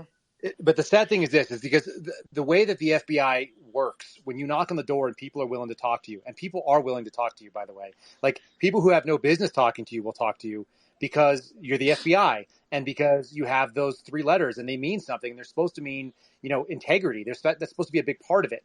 But when that's being eroded, and it's being eroded at a very fast rate, it doesn't have to be everybody in the FBI. It doesn't even have to be 20% of the FBI. If 5% of the FBI is abusing the power, and it's probably more than that at this point, but if it's 5% that's abusing it, then the entire brand is tarnished because everybody is guilty by association because there are enough people that are going to look at it. Local law enforcement knows they don't want to be associated with that because they got to still live in these communities. And the other feds are looking around going like, hell, I don't want to step in what you're stepping in. Like, what are you trying to get to the bottom with the ATF? Like the two of you guys are playing chicken to get to the bottom of the barrel. And we are. So you've got these two things going on. And when that happens, it's like the only reason that the Bureau can exist is if it is beyond reproach. But it's not beyond reproach. And it obviously hasn't been for a long time, but at least it faked it pretty well. There's a lot of people whose eyes are open to what's going on. And I think people have changed their opinions even in the last 2 or 3 years in a way that is staggering. Like, it used to be that the left hated the FBI, if you guys remember. But if you go back far enough, like they were attacking right-wingers too in the 90s. Like there were some atrocities, and I think it was co-signing on the ATF's missteps. But either way, it doesn't really matter. When you erode your brand and your brand is toxic, you don't really get to rebuild it. Like, I don't think you can rebrand the FBI the way that it is. Here's what's happened. The FBI, and I'm seeing it play out in these cases in D.C., in ways that I've never even imagined I would actually see it play out. But the FBI, along with the Department of Justice, I think Justice was a couple of years ahead of the FBI, and then the FBI followed. The recruitment has just so favored the social justice warrior mindset that that it is the mission of the government, including the FBI, to fight for equity, the social justice outcomes, and they are 1,000% willing to engage in ends justifies the means thinking. which is anathema to integrity. Ends justify the means is the opposite side of the scale from integrity. In integrity, you let the chips fall where they may. You play fair. As I've told prosecutors and FBI in some of these cases, the government has no interest in the outcome of a criminal case. The government's only in the outcome of a criminal case, all the government cares about is it puts on its case. It puts on its evidence. What the jury decides to do is of no consequence to the government. Win or lose, so what? The process is the victory for the government. But what I'm seeing from prosecutors, young prosecutors, who are invested in the social justice warrior mentality, and the FBI agents who are working for them and taking their direction, and I describe this to retired FBI agents who I've known for 20, 25 years, and I tell them, you know what I had an FBI agent get on the stand and say to me, and then I describe the testimony? They are just, if they've been out more than 5 or 6 years and they didn't see this coming, they're stunned. If they've only been out shortly, they said, yeah, that's why I left. As one who's particularly friendly with me said, I left when it no longer resembled the organization I joined, and I couldn't stand to go back another day. I'll give you an example. The Boston Marathon bombing at Catherine Sonarev. Carmen Ortiz, the U.S. attorney in Boston, said, and I quote, "I will not make those children orphans. They're already without a father." And there was enough evidence for us to go after Catherine Sonarev. Wow. Well, let me describe for you guys. I'll just give you a generic example of what I'm facing in some of these cases. I get a particular agent on the stand out of Tampa. It's got like 7 years experience. Not everybody knows that you're doing J6 defense, so maybe just we'll just kind of tune people into that. Well, So some people do, but I represent 30 January 6 defendants. I've now had 2 trials, 1 bench trial, 1 jury trial. I just finished the second Oath Keepers trial. My client was Roberto Menuda. Not a great outcome. We won a little bit. I think we're in good shape on some post-trial appeals, but I've been cross-examining FBI agents now, and I see very clearly the method and the manner in which these agents are being prepared. And I want to describe this to Steve and Kyle and see if this is anything you guys could ever sign on to. Just so you know, Ship, Steve he blew the whistle on J6. So no, I understand. Yeah. But I don't think either one of them have actually seen the courtroom performance of what is happening. Likely not. Yeah, that's correct. Okay. So I get an agent on the stand, and I walk him through. I'm trying to educate the jury. I'll walk him through the process of how a case file gets built, how it gets opened, and what is documented in there, and how the mechanics of serialized documents get inserted into the case file to reflect the work that's being done. And it's organized in such a fashion that if for some reason the case agent moves on to some other location or gets promoted or whatever, and somebody else takes over as case agent, all they have to do is go back to EC1, read the opening, and go forward, and they'll know pretty much the substance of everything that's been done. And I knew that my client's case file had 134 documents in it. I had it. I had the serialized index. And so I began to walk him through my client's case file because he had testified about my client. And I asked him, so you've testified in response to an earlier defense lawyer crossing. I said, you said that you only came here prepared to testify about the documents that the government had showed you for your direct, and that you're not prepared to answer any other question because you couldn't guess what you might be asked on cross-examination.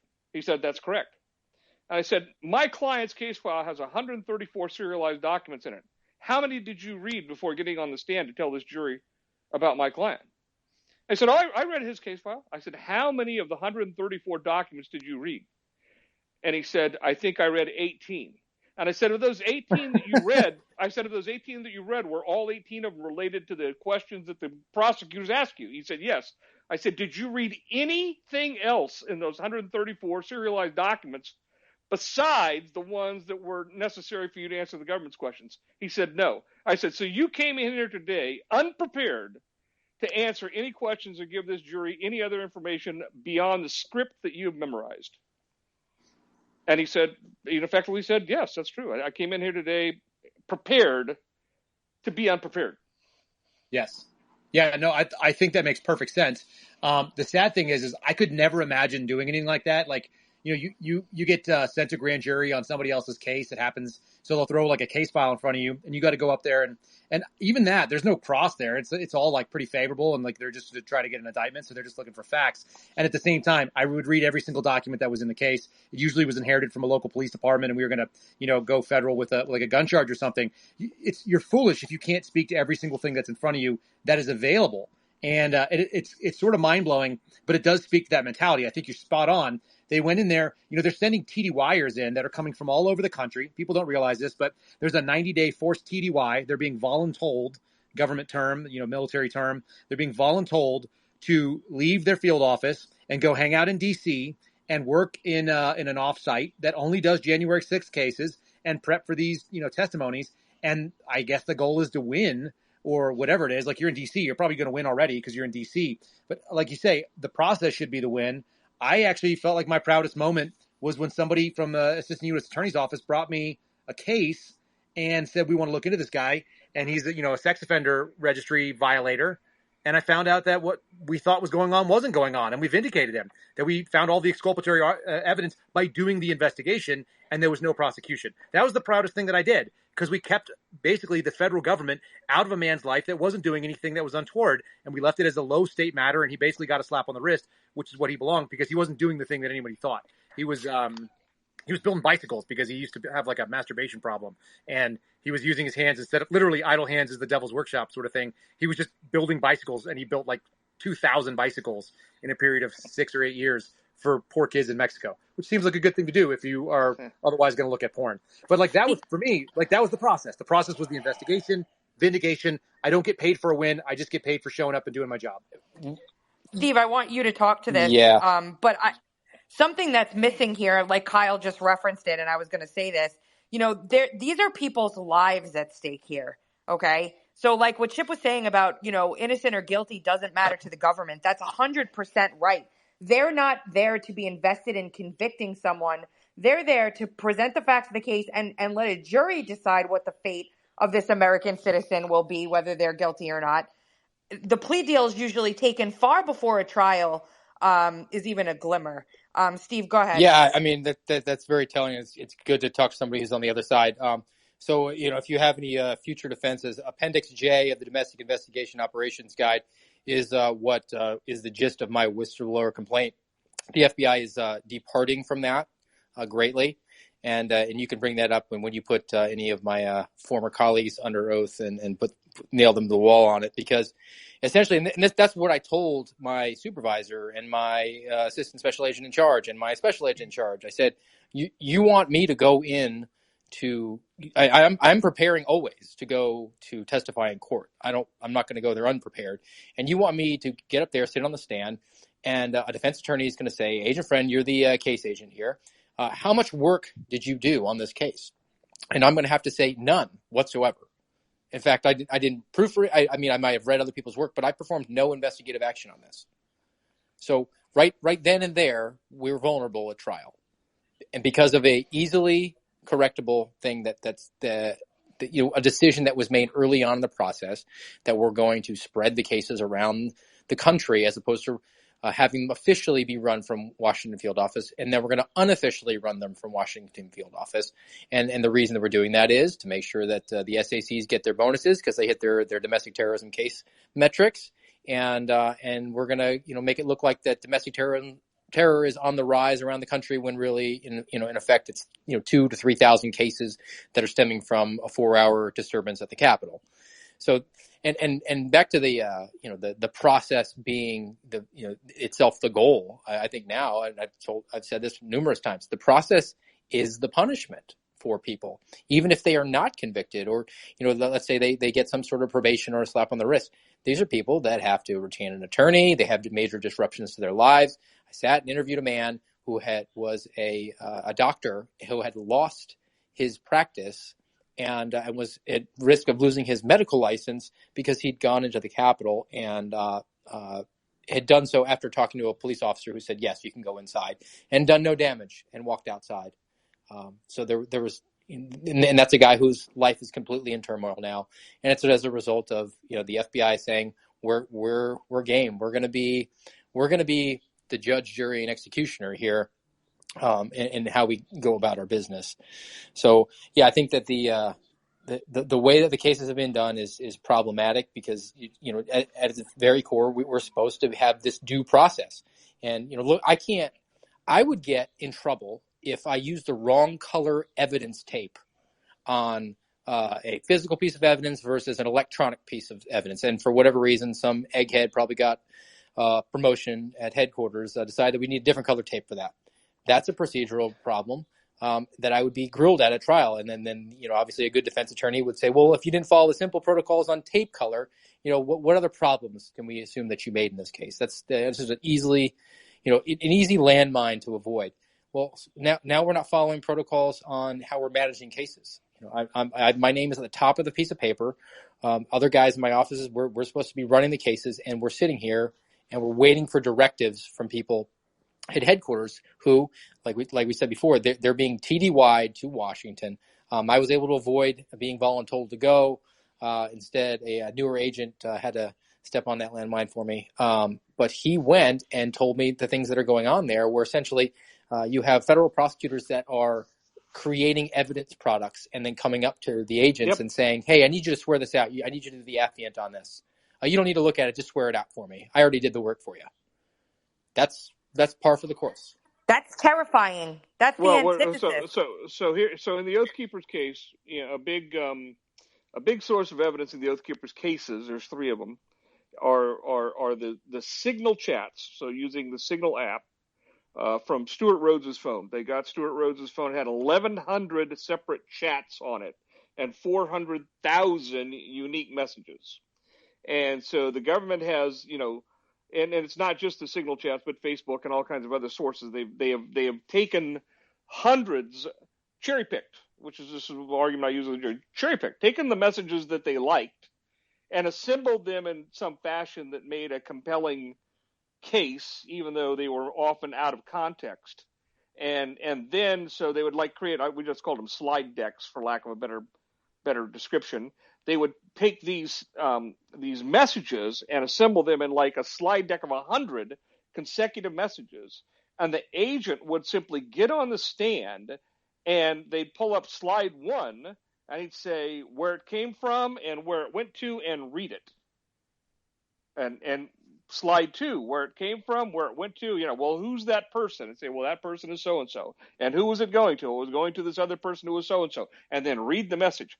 And we had hours and hours and hours of this. And then the agents would say on cross-examination, well, that document, that exhibit was assembled by the prosecutor.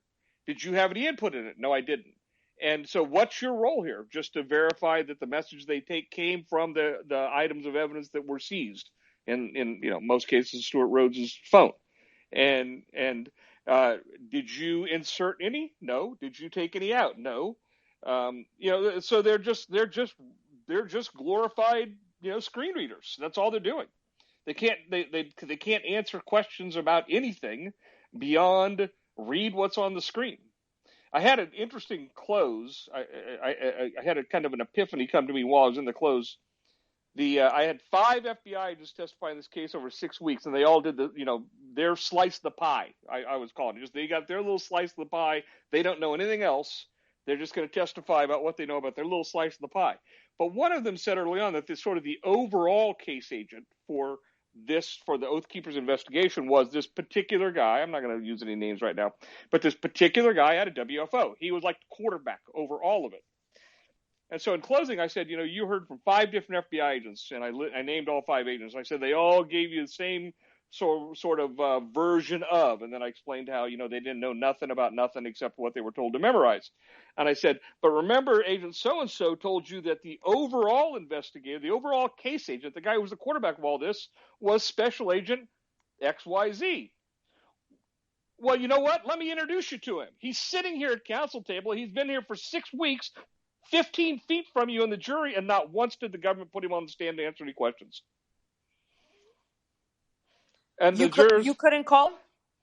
oh, I could have, but you put an FBI on the stand and just let him go on cross-examination. That's taking a big risk. There were lots of things that he would say that I was just as happy him not sitting there. It was just the whole idea that the government would not call him to testify when he's the guy, as the case agent over the overall investigation, who can likely answer all the questions. They didn't want him on the stand. And Ship, I don't know if this was your experience, but all of the affidavits that were being sworn out for all the process that was being served, they were seeming like they were all generic. At least my buddies that were working it early on were saying they had these like 65-page long, background affidavits for complaints and things like this that were just building on. They had Trump's tweets in it. They had nothing to do with the individual case. They're all just background, making January 6th sound like it's this villainous activity, and then like some minor part of it would relate to the actual subject of the investigation. Yep, that's or maybe not at all. And these were being written, by the way, by AUSAs. They weren't being written by FBI agents, and so these were being shoved down on people that I knew, and they were like, "It's really gross because this has nothing to do with the investigation I'm doing. Like, it's a minor trespassing charge, but I've got, weeks of background intel on this thing and what people knew and when and what news reporters did what. And none of it had anything to do with what they were actually trying to prosecute." Yeah, the first 20, 25 pages of pretty much every criminal complaint affidavit and every search warrant affidavit, they're all the same. They all talk about January 6th, just the events of the day. And then the last section is, the conduct of defendant so-and-so on January 6th. And then they go into the specific conduct that they want to tell the court about that particular individual. Can we take some questions for some folks? Everybody can finish what they have to say, but Sure. Give Mitt first run. I saw him got kicked off earlier, and we brought him back up. Mitt, if you want to run. Hey, I had to smile when you had Ship talk, because we've talked about it or conversed over Twitter about it a couple of times, about the employees and how the retirements have affected everything, and how the new employees, coming in have affected, well, actually infected everything. And the colleges, if you look at our colleges, can you think of a more prolific breeding ground of left liberal progressive idealism? There is no better breeding ground for it than our universities and our colleges here in the U.S., well, all over the world. And the people that come out have a certain tilt, right? And Ship went over that pretty good, and we both agreed on that. But we also agreed that we started seeing it back in around 2010, which Ship even happened to mention. And I think, Tracy, if you'll remember back a couple of weeks ago on a Spaces, I talked to you a little bit about how the whole terrorism program started changing at that same time, where the Islamic radical terrorist, all of a sudden, all that verbiage, everything got taken out of all the training manuals, and it started being replaced with, more like homeland, our own citizens are the problem. And it just, everything kind of changed. And at that same time, it coordinated and coincided with what Ship was talking about, how the program for training our agents, program for training police officers. And I think maybe it was Kyle that was talking earlier that it was more the FBI, and locally, maybe we didn't have that problem. But locally, the scary thing is, Tracy, locally, we do have the problem.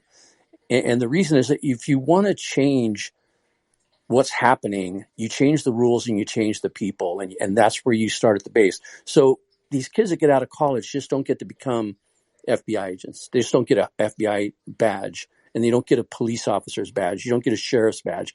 You have to go through a hiring process. And that is where the focus has been since 2008, 2009, is they've changed. The personnel department used to be the personnel department. Now it's human resources. And the people in charge of hiring are the people who are affecting who comes in the door. Now, Ship agreed with me when we talked about it that way that process happened changed completely 10 years ago. And I know in our local and state county agencies, we used to do the hiring. When I say we, I mean people from the line personnel, captains, and every once in a while a chief. Commanders would be on the oral boards, and we would have probably the biggest role in who came on duty and who didn't, and who survived that. But Mitt, you muted yourself. if you heard me before, I was talking about how we used to do the hiring, the line Yes, person, got that. Yeah. right? Well, then in that period of time in 2009, 2010, human resources started coming inside the room and listening and partaking and kind of giving suggestions. And it grew from that to they were controlling actually what questions you could ask. And then they were participating in handing out grades.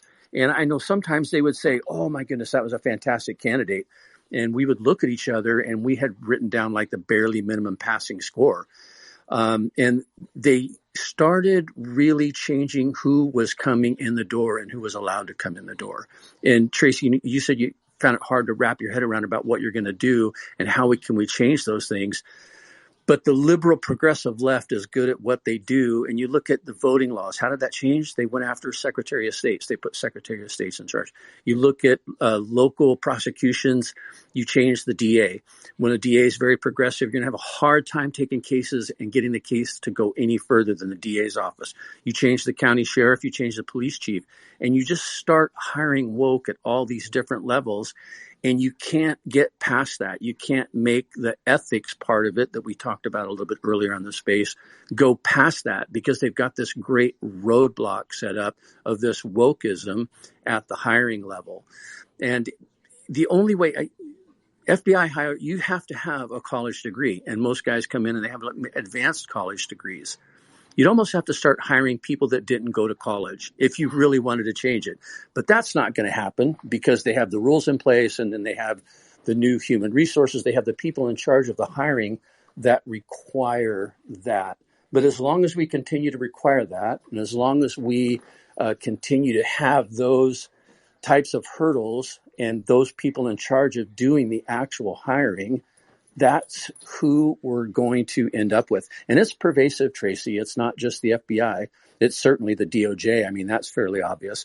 But it's throughout all levels of government, city, county, state, local, federal, and the Human Resources Department and the way that they hire has changed completely. And that's who they're bringing in on, just starting out. And then the same thing goes through the promotional processes.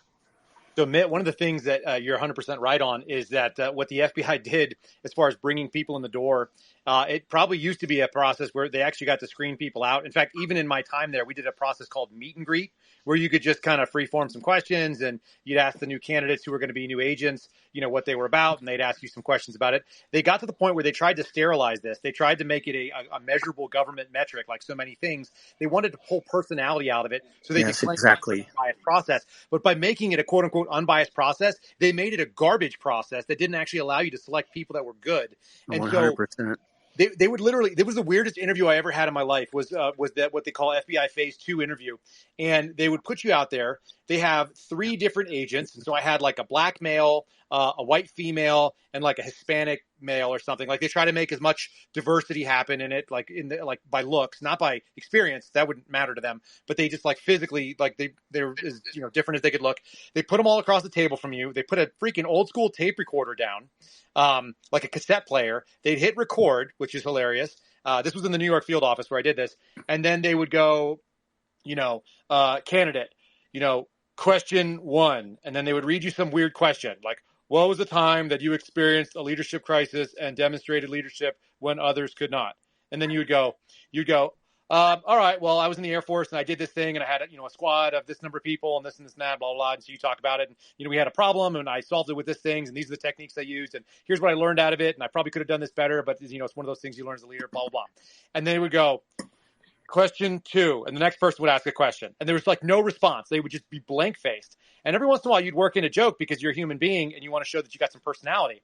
And they are actually instructed that they are not allowed to respond in any meaningful human way other than to ask the questions or an appropriate follow-up question. And they're not supposed to give you any input onto whether or not you're responding in a way they like or they don't like, or whether they agree with you or they don't agree with you. They're supposed to keep their faces neutral, which is absurd, because the goal of an FBI agent is to go out there and meet people, read people, and be able to act on human interactions in a meaningful way to do investigations. Not only that, but just take a look at Moore's emails and you see a whole lot of personality in those. I mean, well, she got hired maybe before that happened. She got hired in the late 90s. So I don't know what her process was like, but I do know that they've basically done this thing. And if you look up into the nest, you'll see that I posted some of the gender ideology training that got pushed down by the human resources people who are not a personnel department, who don't just handle, whether or not your payroll goes through. These are the people that are trying to describe the actual culture of the Bureau.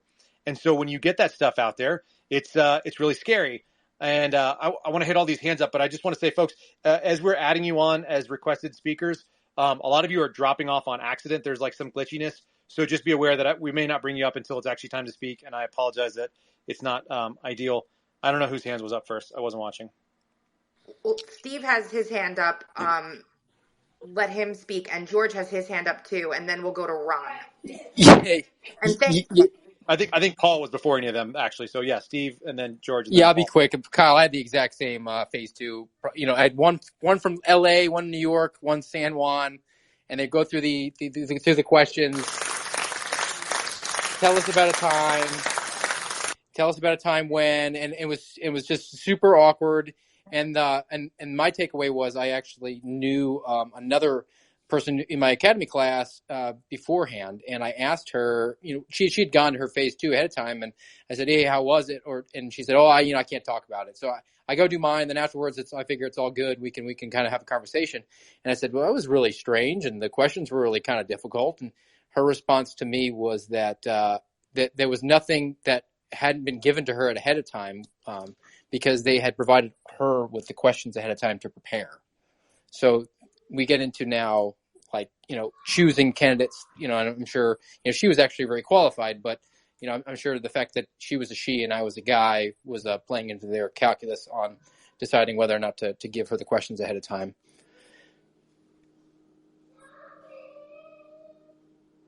Unbelievable. George, rock and roll, and then we'll go. Sure. So real quick to the gentleman's point I said about college graduates. So I was a field counselor at the FBI Academy, 2016. And I had the opportunity to have lunch with Director Comey and a few of his minions.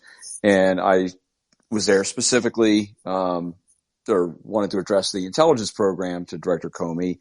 And I said that we were hiring the wrong people, requiring a college degree. I said that after 15 years of war in two theaters, Afghanistan and Iraq, that we literally have thousands of people that have real world operational experience that are high performers, goal oriented as opposed to process oriented. And we really need to reconsider our requirement for a college degree and start looking at men and women that have actually been out there and have, gotten shit done. 100%. So I'm going to just shut up. Thank you. Paul, you're up. I agree with you, George. Yeah, thanks for letting me talk. Yeah, it's crazy. I'm just listening to this, and I spent 25 years in the Border Patrol, and it's like your SESs and our SESs must be talking to each other because they act the same way. But I did have one question for, oh my God, what's his name? Shipwreck, and he disappeared on my screen. But, the DOJ, when we worked under DOJ, when I first got in the BP, the DOJ and the way they ran things was just crazy. That it wasn't about getting the job done and prosecuting anybody. It was just about numbers. They didn't care about anything else. And then when I went to DHS, it kind of changed the culture a little bit, but not much. And the DOJ runs the FBI and all these other law enforcement agencies.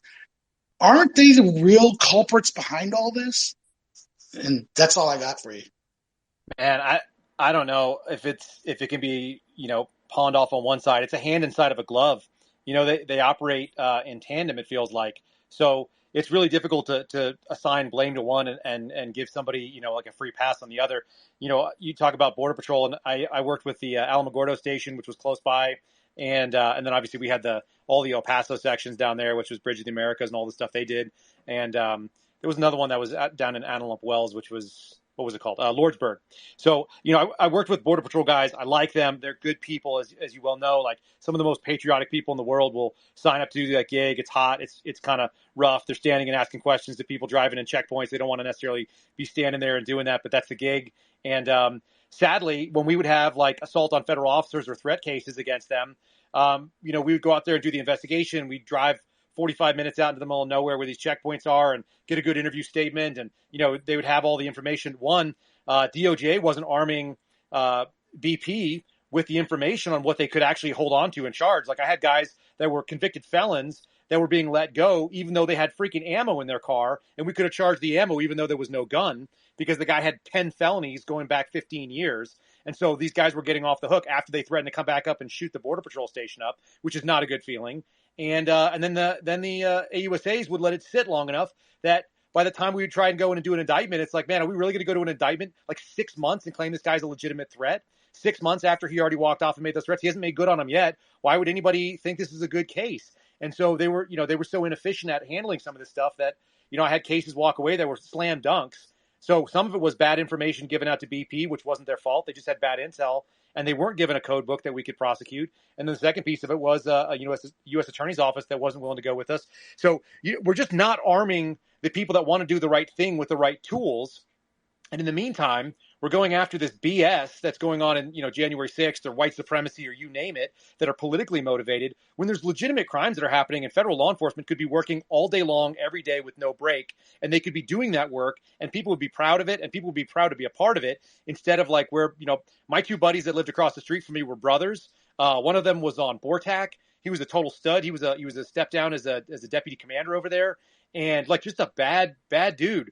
And he was super motivated. I mean, he had like side businesses and hustles, and he never stopped working, and he owned a painting company. Like, I love this guy because he just was the epitome of the American dream in so many ways. First generation Mexican American. And then you look at what's going on, and he got injured pulling a pedestrian out of a burning freaking car on duty. And the job came back to him and told him, basically, you've been on light duty too long. You haven't had your surgery, which obviously was because of government health care.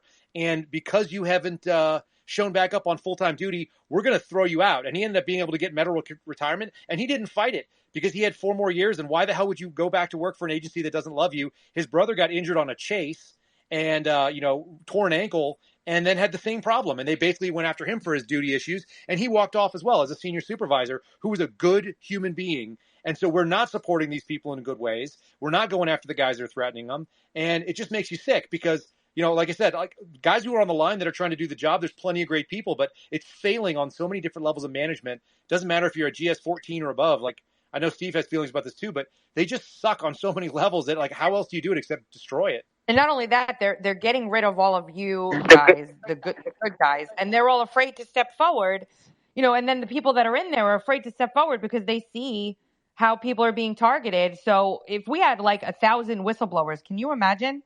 Like there have to be so many people that are just not going to put themselves through what you guys are putting yourself through. And Congress isn't helping. I'm just saying. No, they're not helping at all.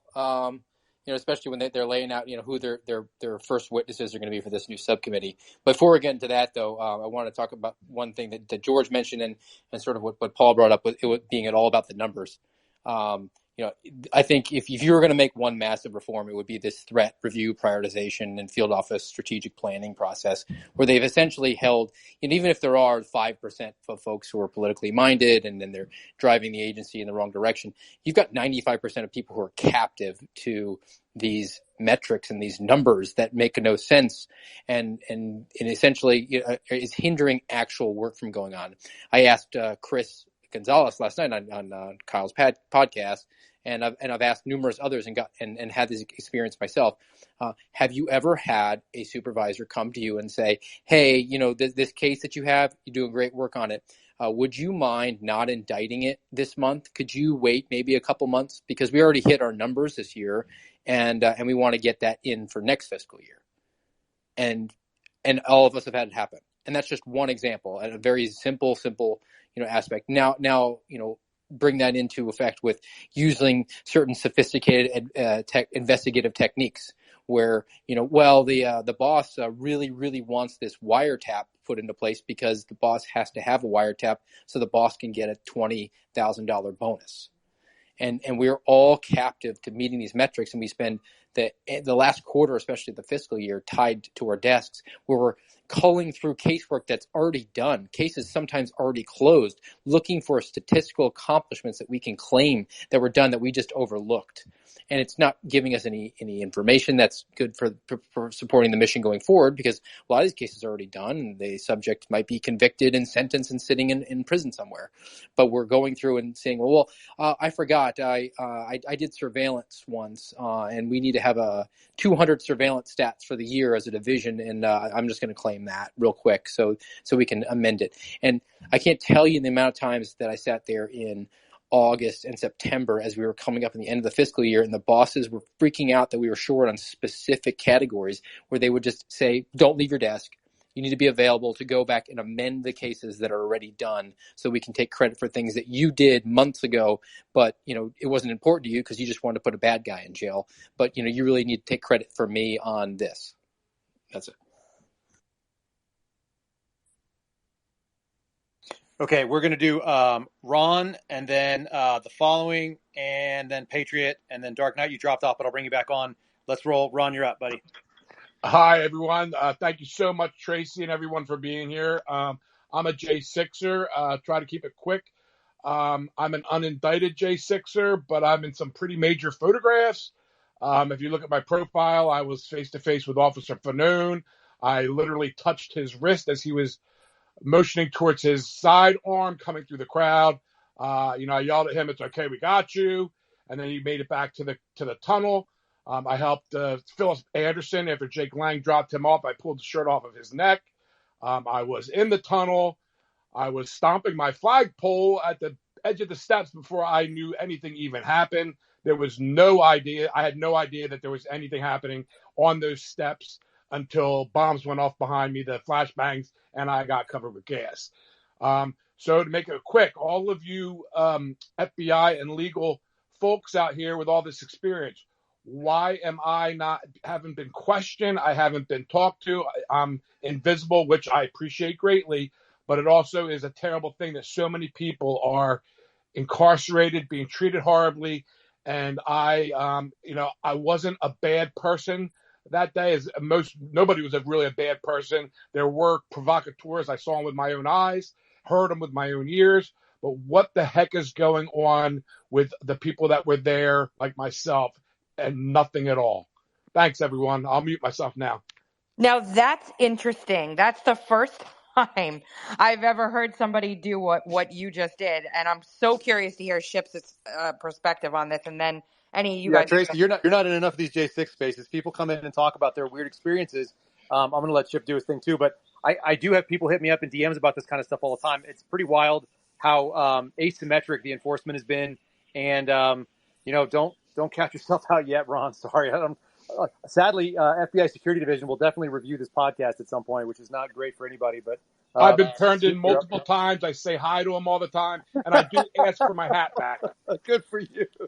They have my hat. I'm wondering which one has it hanging on their wall. And in the video, I actually turned around the crowd as it got too dangerous. So, I did do things that were above and beyond. I literally told the crowd to turn around and turned around and pushed against the crowd when people couldn't breathe at the point during the first push. It was before Roseanne Boylan. It was before it got really bad, after the shouts of "they killed a girl" started ringing out through the crowd. That really incited the crowd for a second wave of the terrible tunnel action. Thanks again. I'll mute myself. There are good people in the Bureau. I worked with a couple of them in Boston that said, no, we're not doing this. Yeah. So here's sort of so two things. I think the government has only paused here in terms of its indictments.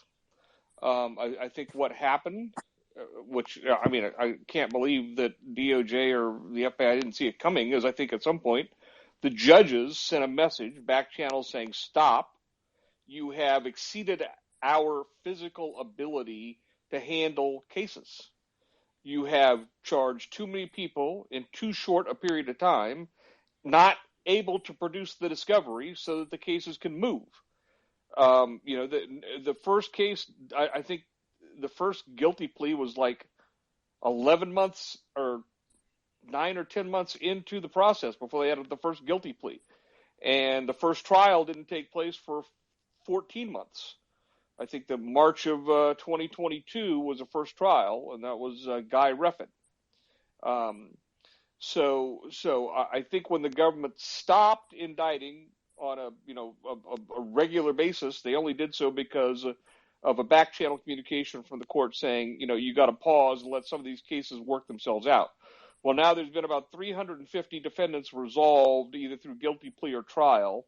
I think you'll probably see another 300 between now and the end of the summer, because what's happened in the last 6 or 8 months is the government has essentially said, okay, we've done all the discovery. We pretty much everything that we need to get out has now gone out.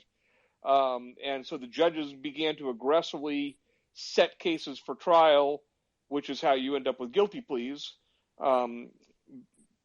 Last fall, I would say, September, October, November, the judges got more aggressive about demanding trial dates. Well, you see a lot of trial dates, I know, because they're on my calendar. You see a lot of trial dates between now and August. So you're going to see a large number of cases begin to resolve themselves either by guilty pleas or trials between now and the end of the summer. That is going to lead, I'm 100% sure, because I've had it said to me by people that would know, that's going to lead to an increased number of a new round of indictments, probably starting in the late spring and continuing all through the summer. They just did 2 the other day, I believe. Yeah, I think when they find people they think they might have difficult finding.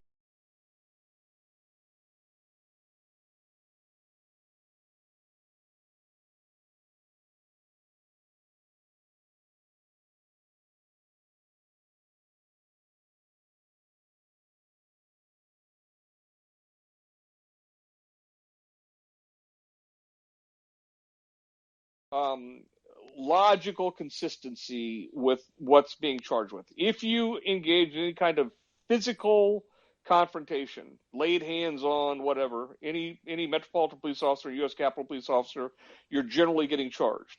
If it's an assault, you're going to get charged with a 111 count. If it's just sort of being disruptive and interfering with the officers attempting to clear whatever they were doing, then you're going to get what's called a 231 civil disorder count.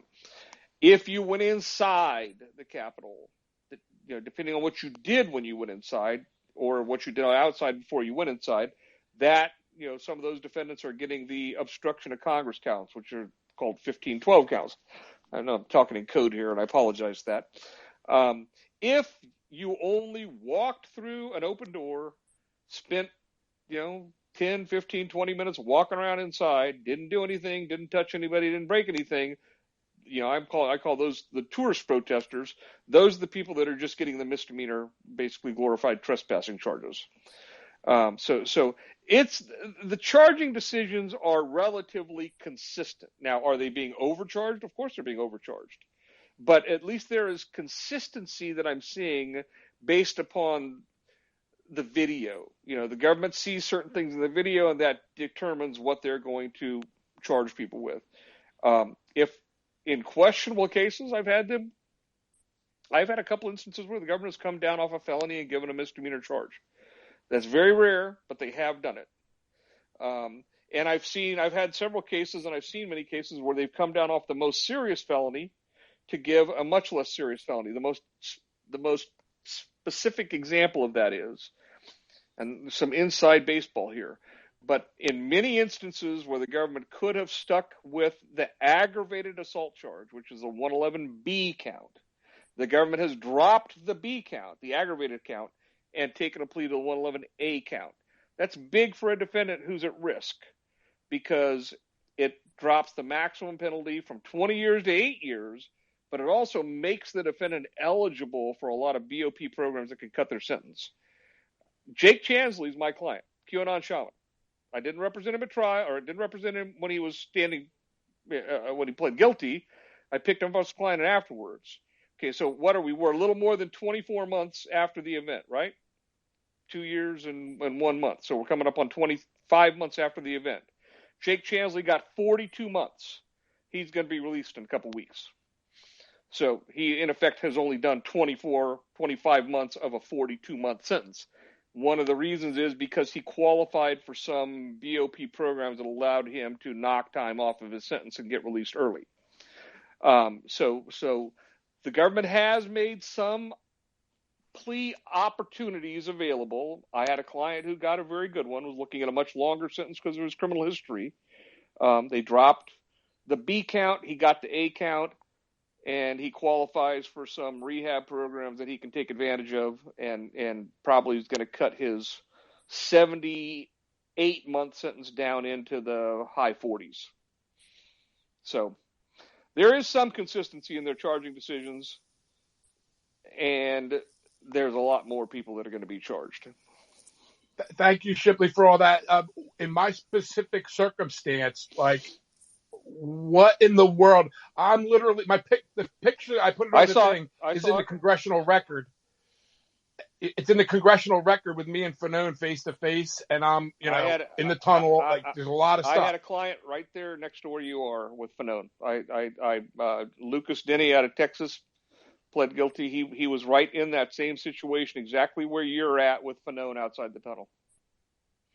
Okay, did you see the picture though with the the blue arm backing Fanone? It's an iconic picture, backing the blue literally, and my red arm forcing the route for Fanone to come through. Right. There were crowd members right where you were that assisted Fanone in getting through the crowd after he had been pulled out of the tunnel. Yes, and they've been indicted and they've been questioned, right? There have been people indicted. A lot of people have been questioned, and it sounds like you have been questioned. No, I haven't been questioned. I've never been contacted by anyone. Well, let me say this to you, and Kyle and Steve, I think, will back me up. When the FBI shows up at your door and say, we'd just like to ask you a few questions, they're not there by accident, and they're not necessarily there to be your friend. I'm fully aware of that, actually, yes. All instances, they're not there to be your friend.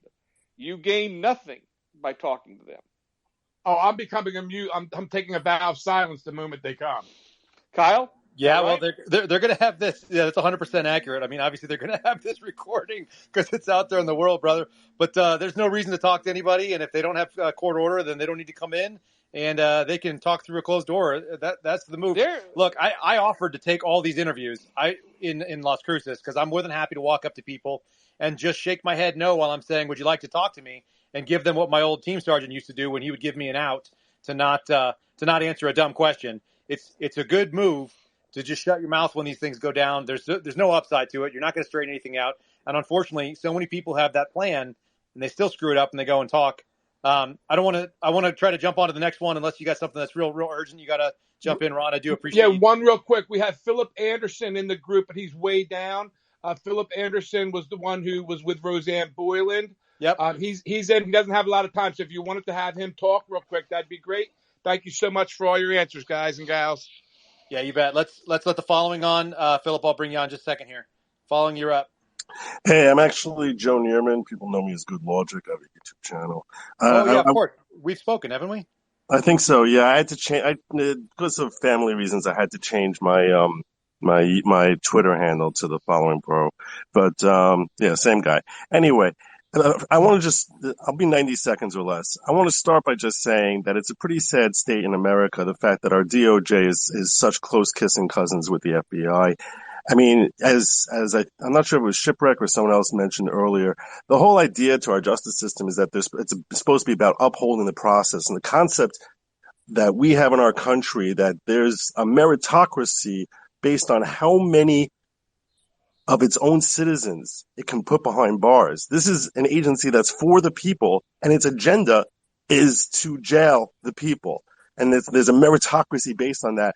That is a bizarre state of affairs, which shows you just how twisted things have become, that it's not about the process, it's about your success in convicting your own citizenry.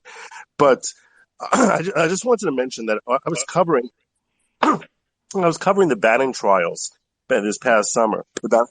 And I actually went with a different attorney. It was one of those trials going on for January 6th defendants. And we were watching the jury selection. And I have to tell you, I know Shipwreck mentioned earlier how there's so little integrity in and how these cases get prosecuted and how the FBI witnesses that come forward are basically scripted. They don't need to be scripted. I looked at that jury pool. It's like person after person there was not simply watching the January 6th hearings. They had them like on TiVo. I mean, they were fascinated by everything that came out of that committee's report, and they're sitting there watching it. One person after another would be called up. They would go through a voir dire, and after they answer the voir dire, they'd be asking about them. And it's like one person after another had a sister who was in the Capitol, has a wife who's working for Democratic congressmen, every person working in Washington there. It seems like it's very rare exception that if they themselves don't work there, they don't have an immediate family member, whether it's a spouse, a sibling, a parent, who has spent years working in politics in Washington. And they are very highly motivated to, like, person after person. And it doesn't matter how great an attorney you have as defendant. It's like your jury pool there is like you're looking at, okay, well, that one wants to see me drawn and quartered, and the next one wants to see me beheaded, and the other one wants to see me hanged. And the judges aren't removing any of them for cause. So it's like, which one do you want to get rid of? Like, okay, I guess I don't want to be beheaded, so I'll go with the hanging, the hanging juror. It's a very sad state of affairs, and the fact that they have to twist the screws even further by scripting stuff for the police who are testifying is just. I would think that they can walk in there and get a conviction with their eyes closed half the time. Hey, can I suggest something? Let's do something controversial, Kyle. You there? Tracy? Yeah, I'm here. You want to introduce some fireworks into this little shindig we got going? Sure. Let's bring Brian and Ed Krasenstein in and see if they actually want to talk. See if they want to actually get engaged in a dialogue. Yeah, I'm open to that. I don't want to talk to either one of them. I've been in plenty of spaces with Ed and with Brian. They're happy if they want to come up, they can come talk. I want to get through speakers that wanted to say a piece, and then if they want to request, it's open to them for sure. I invited them up. If they'd like to come up and join, I'm more than happy to accommodate that request. Good to go. Hey, Patriot, I think you're up next, my friend, and we'll let you roll. We'll get Dark Knight, and then Philip, I'll try to get you on.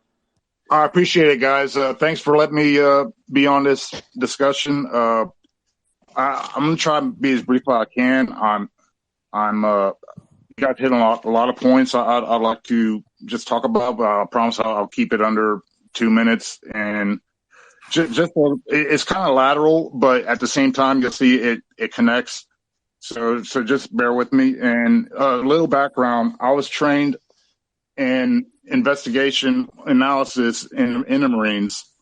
So just a little background there for reporting accidents and stuff like that. But, it was through the government. And so I have that training to understand some of the things, how things operate. And with the way you guys were speaking about how things are processed. Someone's background noise is on. So how are you speaking about how things were kind of like just on paper, really, to justify funding? I've been dealing with the VA for 20 years, and I've seen it there. It's the whole government. They're just trying to justify their spending so they can continue getting that funding for the next year, and it's just always, if we go there and reform the way government spends, we could tackle a lot of this fraud, waste, and abuse. And so being in the Marines, I was there in the early 2000s. And what you guys were speaking about, pulling up the loyalists, I guess I'll say, from the ranks, that was happening under Clinton and Bush. I remember my senior people discussing that, how, this officer or whatever got promoted and and they're basically a moron, for lack of better words. And I mean, I'm trying to be respectful here in this forum. So that's been going on for a while too. But obviously after Obama, things ramped up to like full speed, and with that, I had an adverse reaction to the anthrax vaccine. And I was told, "Oh, be quiet about that. You don't want to draw attention." So I was like, "Okay, well, why? All right." And this is by a senior officer. He kind of pulled me aside and said, "Yeah, kind of be quiet about it." So I did, but I made a scene. I had, the adverse reaction was neurological. So I was always throwing up all the time. Like just before we go to run 5 miles, I'll drink some water, and that will come up. And so I couldn't stay hydrated or eat food. That will come up.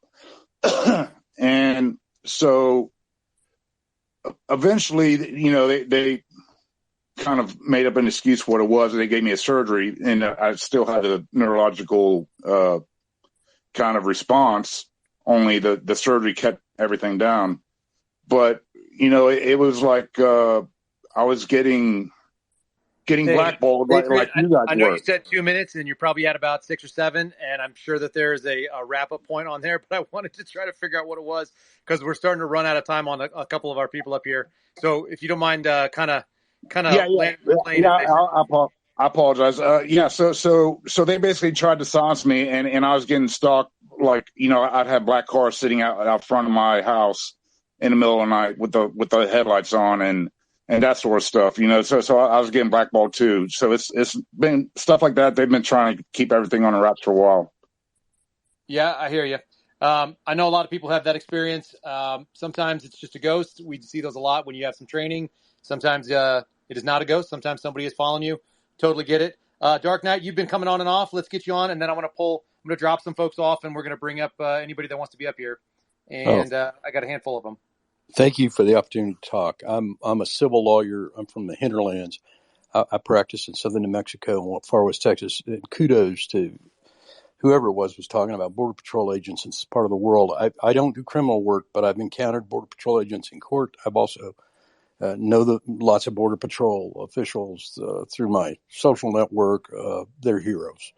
And as is Patriot, who served his country as a Marine. Here's the thing I want to put in front of those of you who might know a congressman, okay, a Republican congressman. There is no reason in the world that the venue statute under 28 U.S.C. shouldn't be changed to take political cases or cases that may touch on political rights and First Amendment rights that would ordinarily be heard in a D.C. district court and just automatically have them set to be heard in one of 6 or 7 or a dozen congressional swing districts somewhere in the country far away from Washington, D.C. I began to have this concern when General Flynn was on trial, and I forget the name of his judge, a well-known judge. Sullivan. Judge Sullivan is, to me, the embodiment of everything that's wrong with the D.C. Circuit and at the trial court. I used to have I'm a trial lawyer. I have great confidence and respect in trial judges. But what I've seen in the D.C. Circuit from trial judges, both in the General Flynn case and in these J6 cases, makes me sick. And the Congress, assuming we can, that the Republicans can ever get a working majority in the Senate, should not post haste amend the venue statute to automatically to give the defendant the option to move cases to any one of a designated set of districts where you have, 50-50, swing vote kind of locations. I'm not looking for, an advantage, but just give them a fair trial. Look what happened with Rittenhouse because he was able to have a fair trial. Bingo, Tracy. That's exactly right. Jury nullification is an important part of our system, and we need to have people who are in this, who have the crosshairs on their back from the DOJ and the corrupt FBI, need to have a chance to get in front of a judge who might actually follow the rules of evidence, follow the Constitution. And there's no reason if you have the votes in Congress that this can't happen. So, and I'd love to hear what Shipwreck says about this. He's trying these cases. So that's all I had to say. Thank you all for giving us the forum and access to it. All right, bear with me here for about 4 or 5 minutes, please. I wrote an article on this that was published in Human Events before I started doing these cases. It's probably been in the summer of 2021. And I've argued this point in change of venue motions in the D.C. district. Here's the problem. That caller was exactly correct that there's a venue statute that says that criminal offense shall be prosecuted in this district where the offense was committed. The District of Columbia is in some respects an accidental jurisdictional district. It's not a state. It is a 10 mile by 10 mile federal city. Bingo. It is a governmental seat that exists for no other purpose than to be a governmental seat. The residents of the district, I think the number is something over 50%, either are employees of the federal government or they work in enterprises that are directly interfaced with the federal government. The government, I wrote, this is what was the basis of my Human Events article. The government has no interest in the location of a criminal prosecution. The citizens of the United States are being vindicated by the criminal prosecution. That's who the government represents. The citizens of all 50 states. There is no governmental interest that says that only the residents of the District of Columbia should be viewed as the appropriate jury of peers for these offenders. And in fact, there's a very strong argument to be made that the residents of the District of Columbia in many ways were all victimized, either in significant ways or minor ways, but they were all victimized by the events of January 6th because the city was closed down. The city government imposed a curfew and told people to stay home under penalty of criminal citation if they were found out on the streets after 6 p.m. on the 6th. So so their lives were disrupted, and so you're drawing from a juror pool that is almost entirely quasi victims of the offenders who are on trial. In addition, you are in the federal city of the sitting government that claims that it was the target of an insurrection. So you have the sitting government prosecuting allegedly members of the political opposition at a location where it's an objective, undeniable fact that 92% of the voters in that jurisdictional city favored the installation of the sitting government.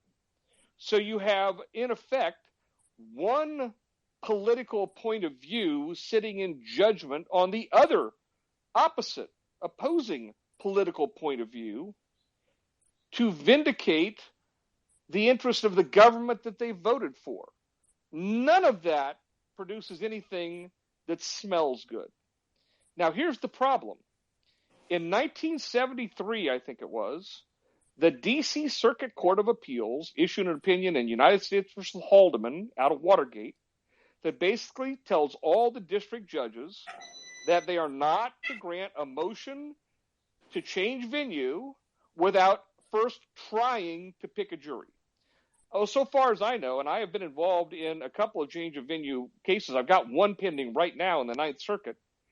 The D.C. Circuit is the only circuit that's ever said that. There are cases in other parts of the country that get moved from one district to another based upon pretrial publicity without having to pick a jury or without having to try to pick a jury. You know, the district court judges go through the analysis, they look at the polling, they look at the media coverage, and they come to a judgment as to whether or not a defendant can get a fair trial or not get a fair trial before they try to pick a jury. And if they don't think a defendant can get a fair trial, they don't go through the senseless exercise of trying to pick a jury. They simply move the case to a different district. It happens, except it never happens in the District of Columbia, because in 1973, 50 years ago, the Circuit Court of Appeals told the district judges, well, you have to try to pick a jury first. Well, So the district judges are trying to pick a jury because that's what the Circuit Court of Appeals said they have to do. Until the Circuit Court of Appeals brings itself into the 21st century and the modern media age and how the juror pool consumes news and revisits its idiotic Haldeman decision, we're stuck with the circumstance we have. That's going to happen. One of these first 3 or 4 cases to go up on appeal, Guy Reffitt's case, Timothy Hale Cusinelli's case, I can't remember the third one that actually went to a jury trial. Those cases had motions for change of venue. The Oath Keeper case had a motion for change of venue, and it had a survey that was conducted by a survey group, a scientific analysis of the voter pool and their prejudices and their biases, and the extent of the media coverage, and all they asked for. The only thing the first set of Oath Keeper defendants asked for was to move across the river 8 miles to the Eastern District of Virginia. 8 miles. But what it would do, it would bring 7 different counties in Virginia into the juror pool rather than one 10-mile by 10-mile urban area. And Judge Maida said no, because Haldeman says he's got to try to pick a jury first. That's wild.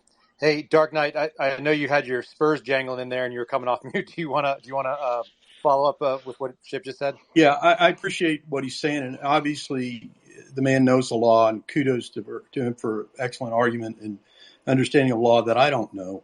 But that's my point is the Congress needs to fix it, and this is something that people need to press the Republican Party on, because otherwise there's never going to be any justice in D.C. I'll let you guys go. I got to finish dinner.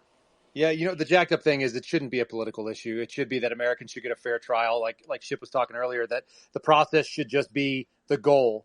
Like for the government, there's like it's not a win-loss thing. I think a lot of these younger prosecutors are eyeing becoming a prosecutor not as a career, but maybe some of them are looking to move in defense work and make more money, and I don't have any beef with that. But they shouldn't, it should be based on doing a good job, and the cases that come in front of them should be fairly prosecuted, and they should be fairly unbiased about it. Like I never felt like I was incentivized to find somebody, to find all the evidence that somebody was wrong. I just wanted to get the truth. And if we all do that, and I know Steve has the same mindset, when someone does something evil, and there are some really evil people out there that hurt people on the federal watch, particularly in the Indian reservation type of prosecution, it's like, man, let's go round up all that evidence. Let's put together a good case. But if the question is like, maybe somebody did this, and the answer is maybe they didn't, well, let's get enough information to actually not wreck their lives before we go forward and try to push a case. Well, I think you're obviously right, but whoever, I don't know who it was earlier, was talking about the hiring practices of the DOJ. I think the horse has been out of the barn on that for a few years. Yeah, I think you're correct. I'm let Philip. I mean, I was in the middle of that. It changed. It changed in the aftermath of the Gulf War. You had a very anti-war sentiment develop in the Ivy League law schools. The graduates from 2007, 2008, 2009, 2010, they were just, you could see it with all the big law firms representing Guantanamo defendants and all of that stuff. And an ultra-liberal mindset came out of the Ivy League law schools and right into DOJ. Just by the hundreds every year. There were, new law school graduates trying to get into DOJ, and it was a joke at the beginning of the Obama administration. It was a joke that, you just put ACLU and the Sierra Club and all the other stuff on your resume, and you'll get an interview. Well, the Constitution only applies if you have bona fides that you hate this country at this point. And I hate to say that, but that's what it looks like from hinterlands. I'm going to let you guys go. Thank you. Thanks for your questions, Dark Knight. That was helpful. Philip, your buddy Ron was advocating for you to come up. I brought you on. Did you want to speak for a little bit and share something or talk to Ship about anything? Yeah, I got a lot of important information to share, if that's all right. Yep, send it with what you got, and then if we got to curtail it, we'll shut you down a little bit. But I think you got a few moments to share it. Yeah, so what Shipwreck was saying about the FBI, I'll talk about the FBI, then I'll go into my experience of January 6th, which is huge. But with the FBI, Shipwreck is absolutely right. They pretend to be your friend, but they're not your friend. Because with my experience with January 6th, it exposes the Capitol Police. It completely derails the January 6th committee and the whole thing that they're trying to do with that, trying to make it seem like, oh, these Capitol Police are heroes and all the Trump supporters are bad and it's all Donald Trump's fault. All I had to do was come forward and have my story heard, and it'd be obvious that that's not the case. So what they do is they try and shut me down. They try to get me thrown in prison, right? First, they put me on the no-fly list. That's what the feds did. Since they're talking about the FBI, they put me in the no-fly list, and I had to be able to travel and stuff. And there's certain jobs I'm trying to get. I can't get the jobs because I'm under federal investigation. I can't travel because I'm on the no-fly list. I'm like, well, hold on. They can't even tell me why I'm on the no-fly list. So I called my friend in Portland. I say, hey, is there anything you can do? He said, I have an FBI contact here in Portland. Let me talk to him. So his FBI contact in Portland talks to FBI in Texas. So then 2 FBI agents come to my house. They're acting all chummy like they're my friend and stuff. And they sit, it's me and my dad and everything and my mom.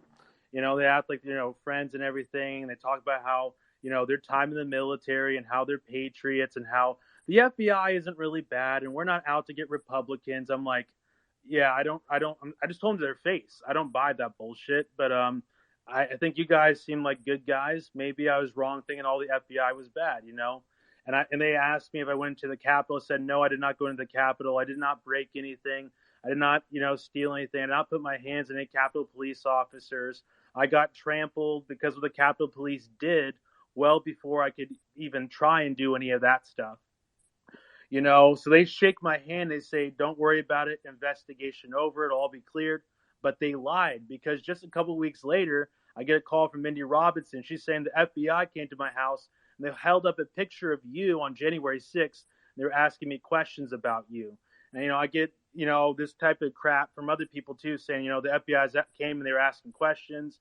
And then I get an email from Reddit saying that the federal government requested to see all my data from Reddit, meaning they were going through every single thing I've ever said in my life to try and find, a statement of me saying that I was going to go into the Capitol building on January 6th because they wanted to throw me in prison to prevent me from talking about what actually happened, how the Capitol Police killed Rosanne Boyland, because they lied about Rosanne Boyland's cause of death. It was not an overdose. That's a lie. She was standing right next to me and she was A-okay. She was fine. It's the Capitol Police that gassed us, that gassed all of us to the point we couldn't breathe. And we fall down and collapse. And they drench us with mace and they beat us and they shoot people point blank with rubber bullets, beating the living shit out of us. They keep, doing this for a long period of time. I'm at the bottom of this pile with Rosanne Boyland. She reaches out and she's grasps my hand. She's holding my hand for a short amount of time and we're getting crushed to death. And we're screaming for the Capitol Police to stop. And they keep beating and pushing people on top of us for minute after minute after minute after minute. So like for 2 years straight, I try to get the truth out about that. But the only thing that's allowed to be heard is a bunch of lies. So like the people that are actually like killing me and that did kill Rosanne Boyland, like they get like all these special slots in MSNBC and CNN. And, they're presented at their White House as heroes and at all these football games as heroes. Like the Capitol Police woman that bashed in Rosanne Boyland's head with a baton when she was laying there dead still. They put a medal around her neck at like a Super Bowl game or a football game or some bullshit. So like all it would take is me just coming forward and being able to simply say the truth. But they shut me out. New York Times would not have me on. CNN, MSNBC would not have me on. They had me on a little podcast, that's all they would have. But they would blast out the truth. They'd blast out, whatever they would want people to hear. But they wouldn't blast out the truth, They wouldn't let me be on the panel to contest what these Capitol Police officers were saying, Because here's the whole thing. Even during the impeachment hearing, they cut out the footage of my body and Rosanne Boyland's body laying there on the ground to make it look like Trump supporters were charging at the Capitol Police officers for no reason. Like, I'll give you an example. So Eric Swalwell said, Look at these Trump supporters attacking these Capitol Police officers with these American flag poles, and I'm like, well, hold on. You'll see that he used the footage from the New York Times, and Roseanne Boylan's body is laying on the ground in the footage, and my body's laying down in the footage, but he edited out our bodies, and he lied to make it seem like Trump supporters were just beating up the police for no reason. No, it's because hundreds of Trump supporters were standing outside this tunnelway, and they're hearing our screams and our cries for help, for the Capitol Police not to kill us, or people to drag us out and save us. And they're screaming like, what the fuck are you doing? So the Capitol Police, they keep pushing and beating people to the point that they're standing at the entrance of the tunnel. They're all the way back. And they're pushing and beating people till they're at the very front of the tunnel, to where everyone outside can see them. That's when people, grab them and drag down the dude with a spiderweb tattoo on his neck. The guy that said, Trump supporters attacked me for no reason or whatever. There's the guy with this spiderweb tattoo on his neck.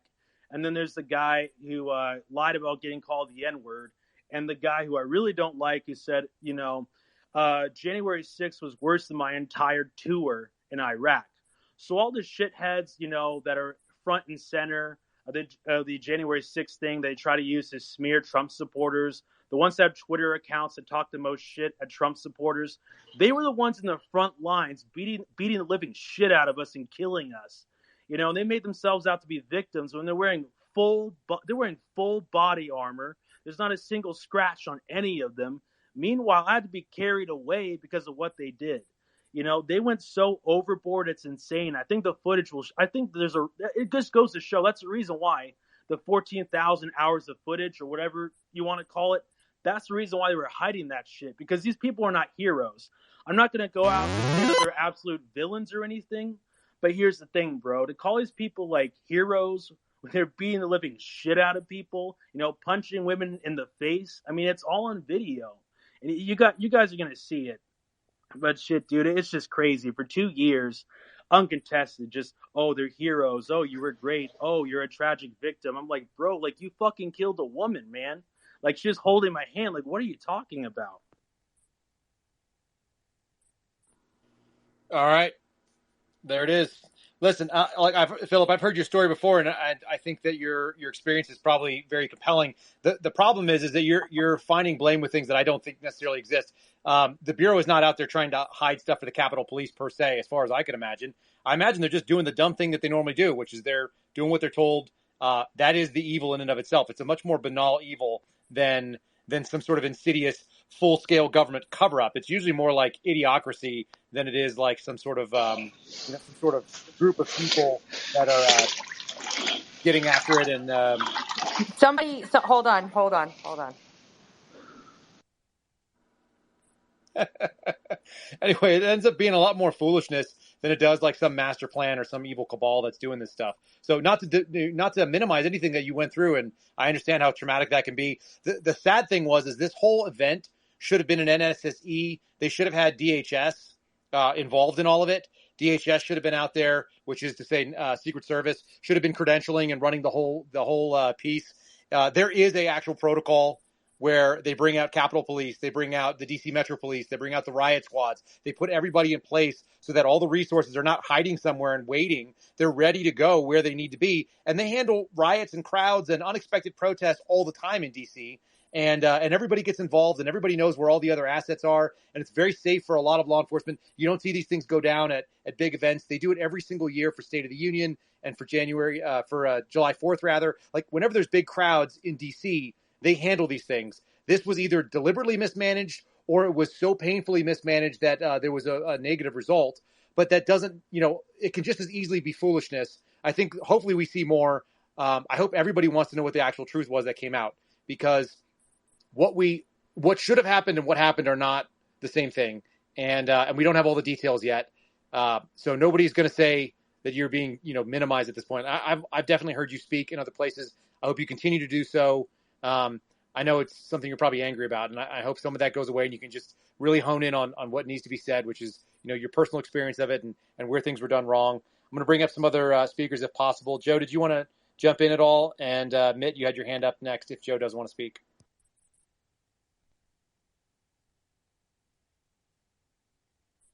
Joe doesn't want to speak. Mitt, you're up.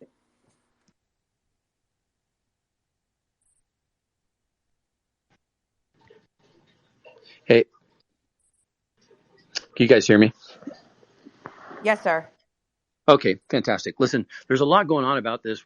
Who was in charge? Who should have been there? Great points by Kyle about DHS, the Capitol Police, the Metro Police, whether a National Guard should have been there. But in any federal, state, county, or local agency that institutes the they call it the Emergency Management System.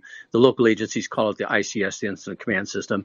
Anybody that is involved in a large incident, it's a mandate.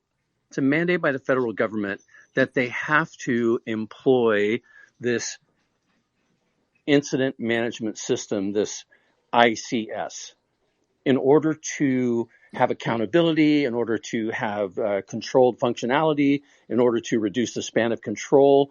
It's a system that every single safety officer in the nation is trained on. We spend hundreds of hours a year going over it and doing it and using it on everything from brush fires to hostage situations. It's a standard throughout the country. Now, within this incident management system and this incident command system, there's something called an IAP. The IAP is an incident action plan. And whenever you go into a large-scale incident or a very dangerous incident and you set up your incident management system, your incident command system, you have to, as quickly as possible, produce this IAP. And within the IAP, it's called an incident action plan. It gives everybody on that incident a complete diagram of what's going on, what frequencies are being used, who's the incident commander, who's the safety officer, what to do if, the different hazards that are present at this incident, and what to do if you encounter one of those hazards. I'm going to jump in just a little bit on what you're saying, too, because for DC, it's actually more specific by executive order and statute. The National Special Security Event System, it's actually required to be run by DHS. They are the owning agency. Secret Service does the credentialing for these types of things. And then there's literally Blue Force tracking on everybody in the field that is shared through a military command system called ATAC. And so it's even more aggressive than that NIM system you're talking about, or ICS. It's actually required in DC for these things. And the fact that it wasn't done is really where the atrocity is. I think that's why so many people got hurt. So it's even more aggressive than what you're talking about, which gets done everywhere, obviously. You should be able to see it. We should be able to read that. And the other thing that needs to get done is at the very end of this, when it's all over and done with, within a short period of time, if you want to, every agency wants to collect money back from the federal government. Every agency wants to be made whole on every penny they spent on any type of large incident. In order to do that, they have to submit an AAR, which is an after action report. You have to do it. If you don't submit this after action report of what happened, what took place, how could we have done better, what else went wrong, if you don't come up with a way to avoid the problems that you had and to get out of the situation, if you don't produce that report, you can't be made whole. You can't get funding back to your agency for the work done. The fact that they don't have an action plan is a real tell of what was going on with this whole Jan 6 thing. Every agency in the nation has to do one, and it's required by mandate. That's all I got to say. Mitt, let me jump in on this, Mitt. In my trial back in September, Lieutenant, I think it's Ronald Ortega of the United States Capitol Police took the stand to testify about all the security measures that were in place that day, and how the perimeter had been set up, and how the Capitol Police, what their manpower was, and how they drew on other agencies. The whole he was there to do all of that for the jury. Well, actually, I take that back. This is a bench trial. So this is just for McFadden, Judge McFadden. And I didn't have this information in advance. I just asked him a couple open-ended questions. I said, so has the Capitol Police done an after-action report of the incident on January 6th? And this is September of 2022. So we're 18 months after the event. And he said he was not aware of one. And I said, well, you're a captain in the Capitol Police. How many levels of management are there above you in the command? He said, two, deputy chief and the chief. I said, you're not aware of one. If one had been done, would you be aware of it? And he said, yes. I said, then my question is, has one been done? And he said, I'm not aware of one. Judge McFadden stopped him at that point because this is a bench trial. So there's no jury. Judge McFadden jumped in and said, are you saying that the United States Capitol Police or the United States Congress has not investigated what procedures might have failed and how it might prevent this from happening in the future? Exactly. And caught him completely flat-footed. Now, fast forward. Captain Ronald Ortega testifies in the second Oathkeeper case that I'm in. And I asked him again. I said, you remember me asking you several months ago in another trial whether or not an after-action report had been done? And he says, yes, Mr. Shipley, I remember that. I said, that was September of 2021. It's now December of 2020, or September 2022. It's now December of 2022. Has an after-action report been done? He said, well, we're gathering data. 23 months later, they're gathering data. Impossible. They didn't want to do one for political reasons. And we saw that play out with the January 6th committee.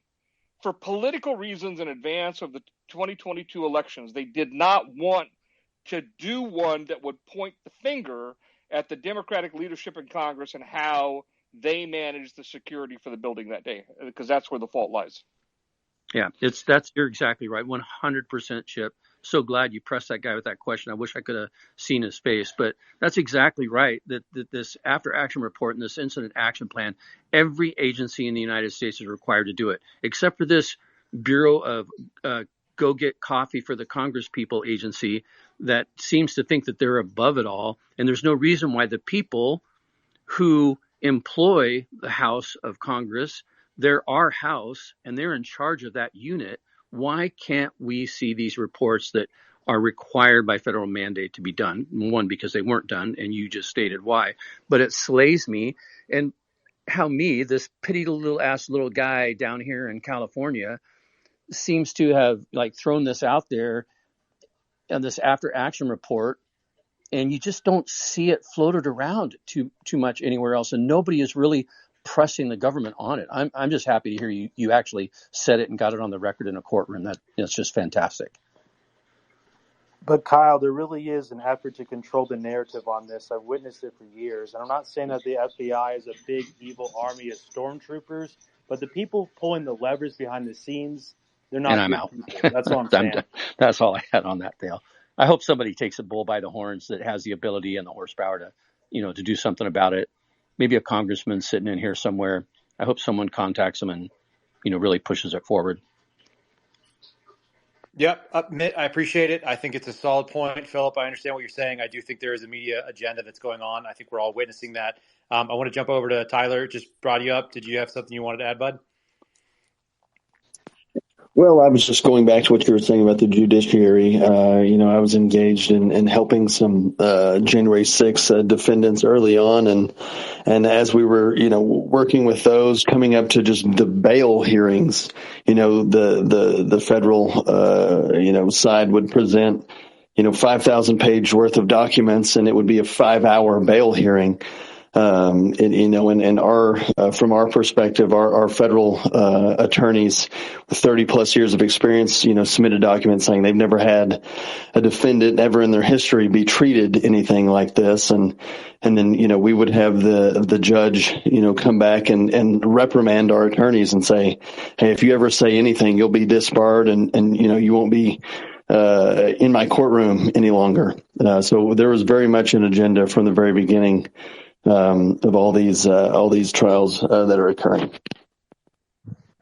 I think that's why people like Ship have come essentially out of a retirement to come and step into a need, just that people have a fairer, at least, attempt at what our process is supposed to look like, which is supposed to be adversarial, and it's supposed to be that you have a right to representation. And I think that so many people have been running away from it. I don't know if you wanted to add anything to what Tyler just said, or if you had similar experiences with bail hearings and stuff. No, I think that's said it all.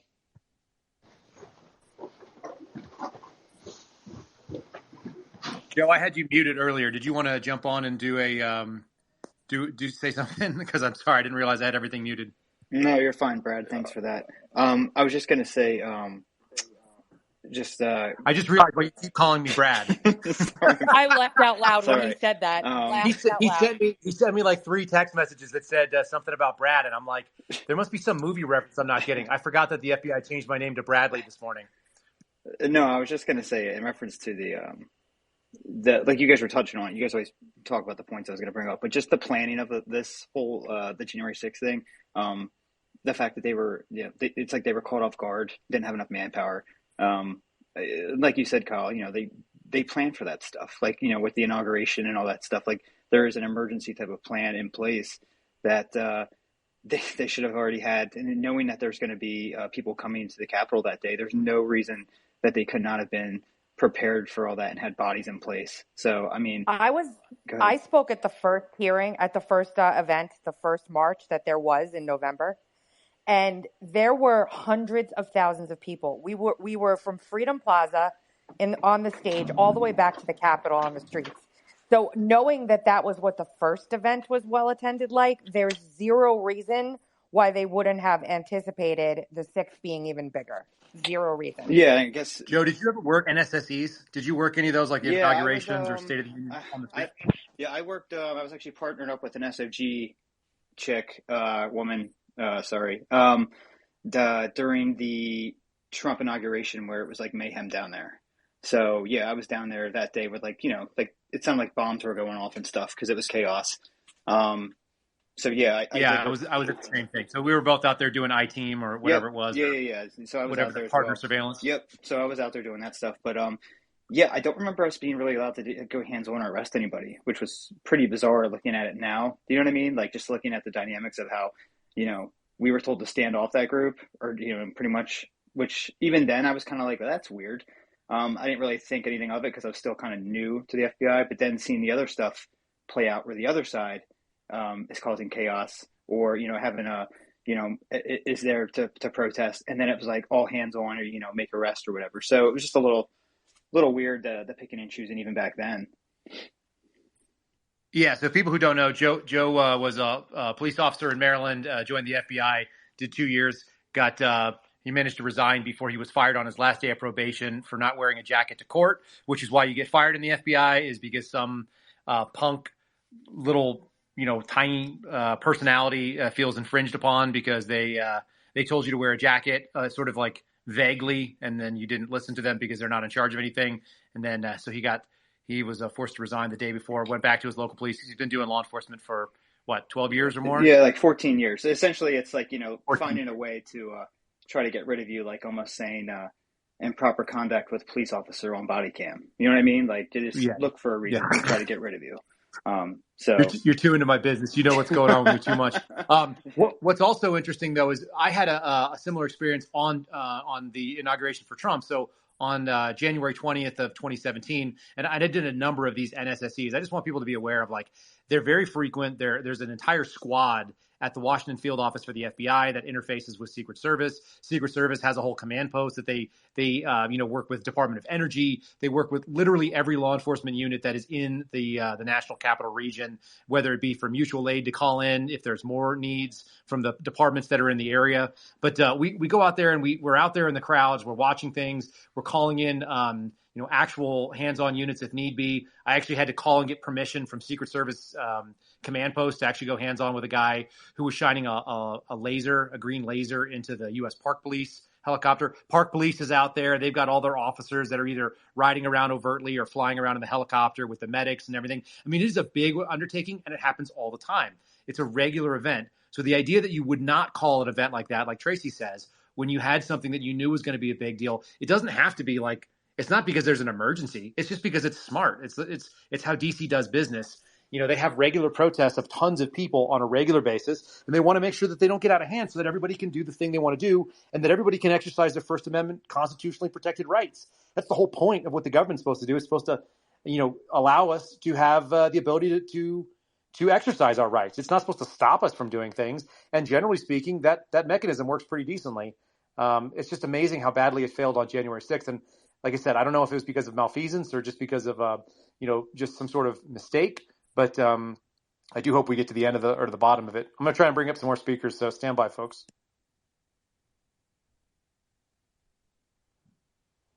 We added America First. I'm just going to go in order that they're on my list. So America First, you should get a mic here shortly. And let me know when you're up. America First, you're up whenever you're ready. Hey, my name's James Brett. I'm a J6 defendant. Like Philip, I was in the tunnel. My question is more specifically to Shipwrecked, and I'll get to that question in a minute. But one thing that I want to reiterate, Kyle, you said about the FBI agents. I'm going to reiterate what you said. I don't think there's any big cabal running it, at least on the ground level. The agents that came to my house and raided my house on a pre-dawn raid, afterwards, it was overwhelmingly, I heard from these agents, look, we don't want to do this. One guy came up and thanked me for being a gentleman because I was raised better. Yes, sir. No, sir. Follow the order of the law enforcement in front of me so that I don't put my family or myself in jeopardy or any of them, and get through it as peacefully and as quickly as possible. That's how I was raised. These guys were professionals. They did their job well. They executed an arrest warrant. I won't say they effected it properly with how it was done before with the arresting agency being the locals, but that's a whole nother story. So I'll give kudos where kudos are due. They did what they had to do, but it wasn't the horror stories that I hear a lot. The one thing that I want to ask for Shipwreck, I'm being offered a plea deal, and I won't get into it too much. I can't talk about my discovery, but I can talk about the fact I'm being offered a plea deal. So I'm not gonna take this thing, and as a result, he's threatening. The prosecuting attorney is now threatening with a superseding indictment, a simple assault to stack on another charge if I don't accept the plea offer. And I'm sorry, but man, this just feels wrong. It doesn't feel right on any level. You know, if it was a valid charge, why didn't I get it up front?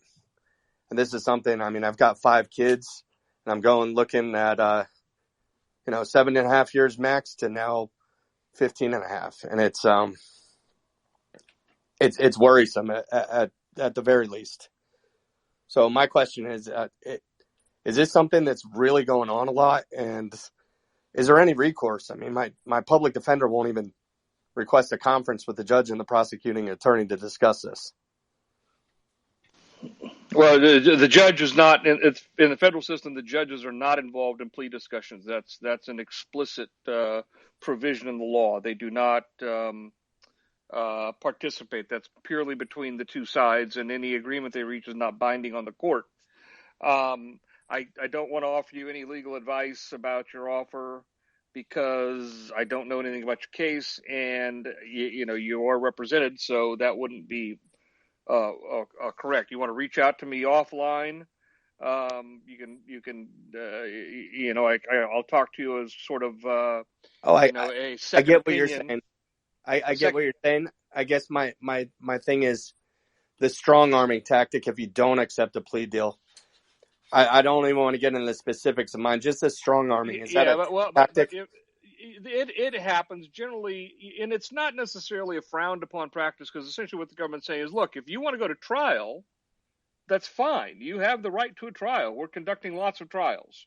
If you want to go to a trial, we'll accommodate you to go to a trial. But if you go to a trial, we're going to have all of the charges at a trial. Plea agreement, you've got initial indictment is not necessarily everything. And they're offering you a plea to, 1 or 2 counts in the charge in the indictment that's already been filed. And they're saying, if you don't want to do that, if you don't want to make a deal with us, and that's fine, that's your right, then if you want to go to trial, we're going to go to trial on everything we have. Well, here's the thing. So I had 4 counts, civil disorder, 2 counts of disorderly conduct, and then entering and remaining. They were looking for civil disorder. They were going to drop 3. Now they're going to have 5 charges on me instead of the original 4. And it just does not feel right to add another charge that's never there. They're going to add a 111A count, which is an assault count, a simple assault count, no injury, no weapon. It's a second felony. It goes along with the first felony, which is the civil disorder count. That is a felony. It's the most minor felony that exists in federal law.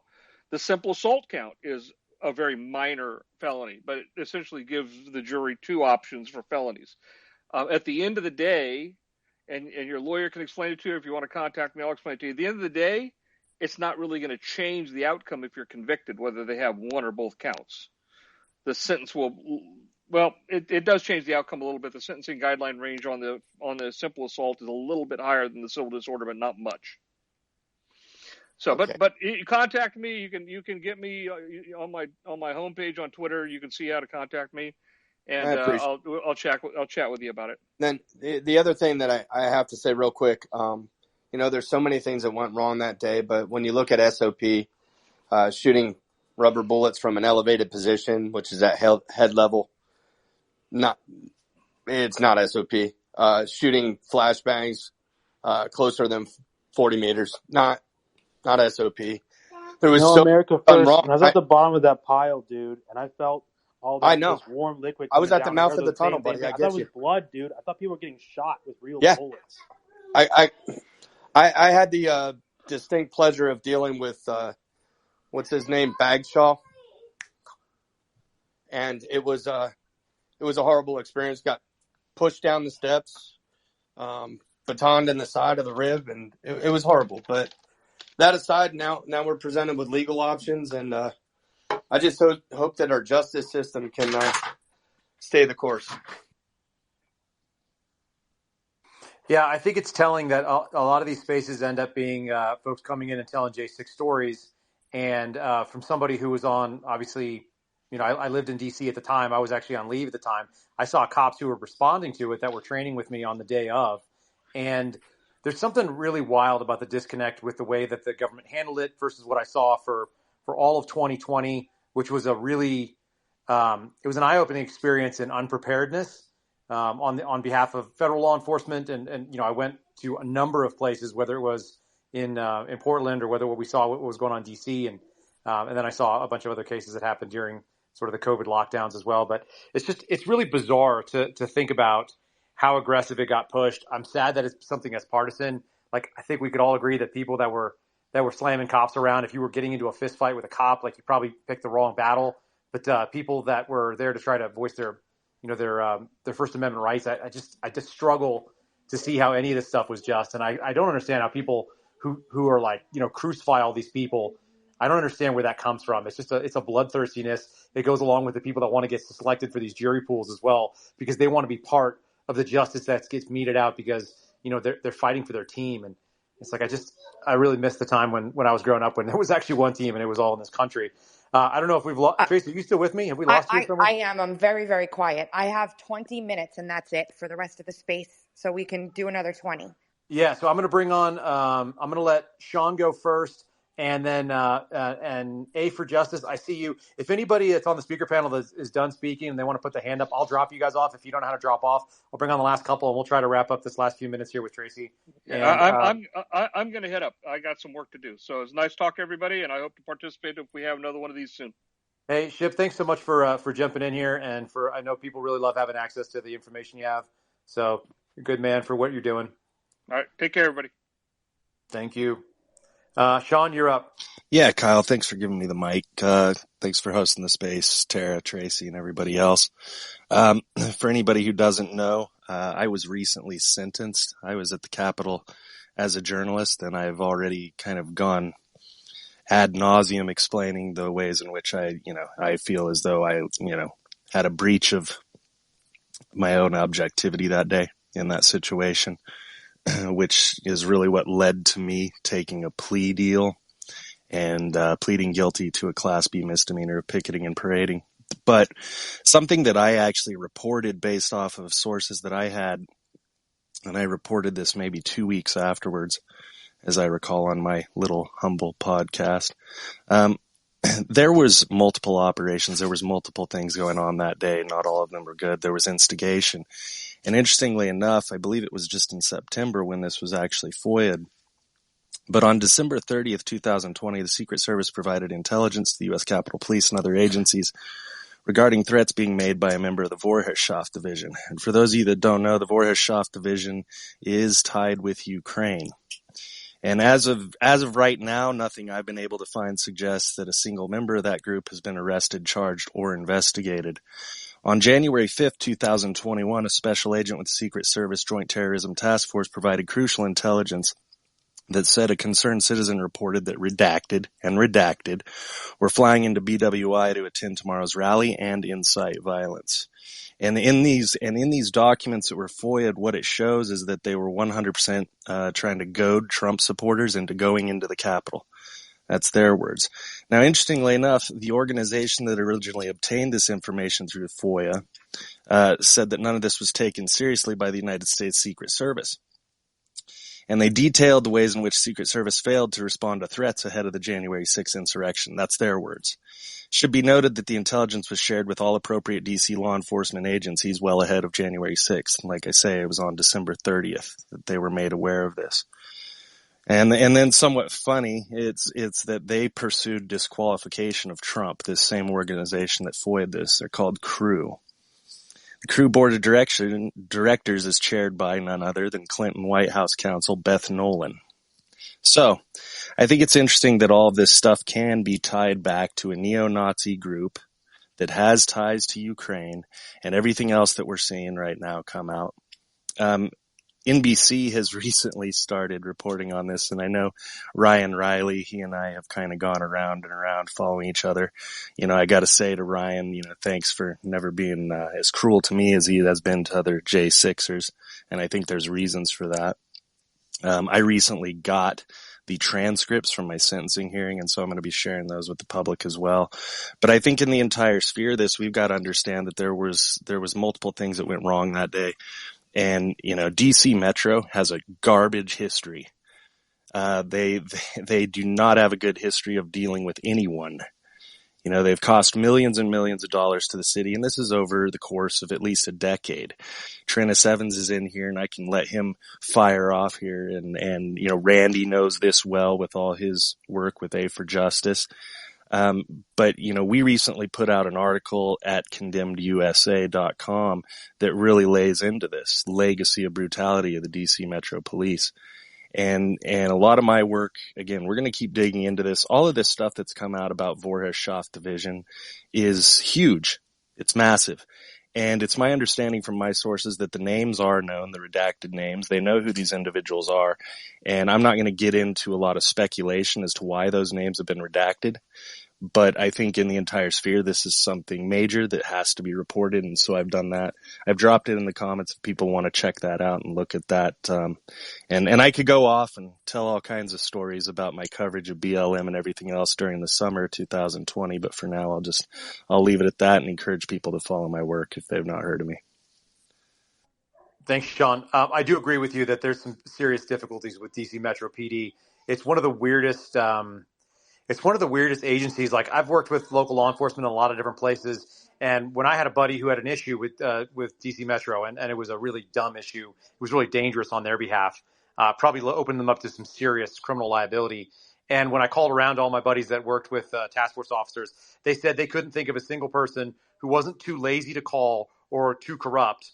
And that's a really big problem when the people that you trust don't trust anybody in the local law enforcement they work with there. The reputation is not good. That's not to say that there's not some good folks there. I know people that are former DC Metro guys that were decent human beings, and they had a really good reputation. They worked in the FBI and they've worked in other law enforcement. They've left and gone somewhere else. But they'll actually hire people with a freaking felony on their record, which is pretty much the only place I've ever heard of. But that is starting to become introduced into local law enforcement in this country because of some of the policies that have been pushed, because you can't get people that are qualified applicants, whether it be because of drugs or whether because of things that they made a mistake. Like, I get it if you're a juvenile, but man, the idea that you've got a felony on your record is generally a disqualifier in law enforcement, and that is not a disqualifier for DC Metro. That is bizarre beyond belief for most of us. I think Joe and Steve and I would all have that same experience. I don't want to, just keep running on it. A for Justice, you said I think it was Randy. If you want to jump up next, you're you're on it, and jump on the mic. Yes, thank you so much for having me on. And I just wanted to pose a question to you. I'm in D.C. I've been in D.C. since August 1st. Had the privilege to be standing with Mickey Whithoff, Ashley Babbitt's mom. We've held a vigil outside the D.C. jail every single night since then. Not only are we at the vigil at the D.C. jail, but we're also in the courtroom, as much as we can be, witnessing and being there for a lot of the J6 trials. And over the last week and a half or so, we've started to go into Capitol Hill, introduce ourselves to a lot of the Congress staff, Congress members themselves. And my question to you is, especially with a lot of the FBI whistleblowers, and really what I think we need is more DOJ whistleblowers. You know what I mean? Some of these lawyers that they know what's going on in these courtrooms. They know the blatant bias that's going on in a lot of these trials. And it's like, I'm just wondering, being in D.C. and being on the front lines of this fight, where do you see, our resources and our energies best being used? Yeah, I honestly don't know the answer to that. I do agree with you on the DOJ whistleblower part. There's plenty of people within DOJ that know that there are problems. There's a reason why Main Justice is an issue. I'll let George speak about it as well, because he's got a lot more experience with it. But I had no love for Big Justice. So real quick on Justice, not just Main Justice in D.C., but around the country, or at least in Boston, and then speaking with other colleagues in other offices, is that you go along to get along, because they will go after you and disbar you if you choose to leave. So it's very common to see like about a 50% turnover rate in some of these offices. And I saw one of the AUSAs, Assistant U.S. Attorneys, a woman who I have so much respect for, worked very closely with on many CT and CI cases, counterterrorism and counterintelligence cases, basically driven out for not towing the company line. And it was amazing that she was able to hold on to her license to practice law. So they play for keeps. So there you go. I mean, a lot of times I think we're seeing this persecution and other fears. I've got, I know Shane's down in there, and we have a mutual friend who's a doctor in Texas. They're going after his license because he wasn't enforcing a mask mandate within his office. The thing, when they start coming after people's livelihood, and don't get me wrong, I know all about it, and so does Steve. You're talking about people that are basically putting your family at risk of being, thrown out of your house or losing your mortgage or whatever it may be. That's not an easy game for most people to look down the barrel of, and if you're not prepared to really cinch your belt and get in the ring and play for keeps the same way, then people aren't willing to step up. And most Americans, I think we saw that in 2020. This country is not the country that many people maybe thought it was. I think a lot of people thought they were one thing, and maybe people should realize that they are not that thing, but they can correct that anytime they choose. If you haven't drawn that line in the sand where you're not willing to backpedal beyond, maybe it's time to look down and see where that line is. And if you're past it, maybe you could find a way back. It's very difficult once you've given up a lot of ground. But I don't think as many people, I've got some boomer type uncles, and they were probably the original forwarding chains on the AOL right wing message chains that would send me all the send this or your hair is gonna all fall out crap. And they've been doing it since I was a kid. And they're big blowhards. They've got a lot of big bluster and they talk a big game. But when it comes down to it, they got shots and they had surgeries and they didn't want to do it, but they did what they were told, and they wore masks to do things, and they didn't, get contempt of court charges. And I don't know what the right answer is. I'm just saying, they didn't hold to their own lines. And a lot of us are looking around going like, man, it's just, there's not very many of us just standing here that didn't want to give any ground. I'll let Steve jump in because I know he's chomping there. Yeah, I mean, if you're going to be in D.C., I'm thinking that, and you have the ear of anybody that's in Congress, I think it would be a productive on your part to reach out and make sure that they're actually following through on the right things with this new subcommittee that's going on with the weaponization of federal government against the American people. I know they announced their first 4 witnesses. They're going to be coming out on Thursday. Not impressive. I was saying that I think that their sum total of preparation is they just watch Fox News primetime and think that they're good to go. So I don't think they're taking this seriously. I don't think that they're feeling the heat from people. I think that they just think, well, if it's good enough for the 8 p.m. slot for 4 minutes, then job is done. But I think we need to make our voices heard with those people on that committee. I don't think that they're staffed up properly, but I do think that they are into retail politics, and if they are hearing a loud voice saying that what they should be focusing on, and they need to prioritize things like January 6th, then that's where they're going to go. I agree. I agree 100% with everything you just said. The one thing I will say is, we've actually had some meetings behind the scenes with some of those on that select committee. So it's like there is a lot of information, a lot of truth that they need to be educated on. It's one of the things that we're considering, to be our mission in a lot of this. So it may start out slow, but I don't think it's going to end slow. There is a lot of support kind of behind the scenes. So well, it'll be interesting a venue change option, Randy. Unless there's a venue change, there's not going to be fair trials in D.C. Everyone's seeing that so far. We know that because we've been watching them. Absolutely. It's a soft seat for the government. It's the reason why they charge there. EDVA in Virginia is a soft seat, and so is the Southern District of New York. There's 3 really good districts to charge if you want to, just have it go your way for the federal government. That's very easily charged and easily won.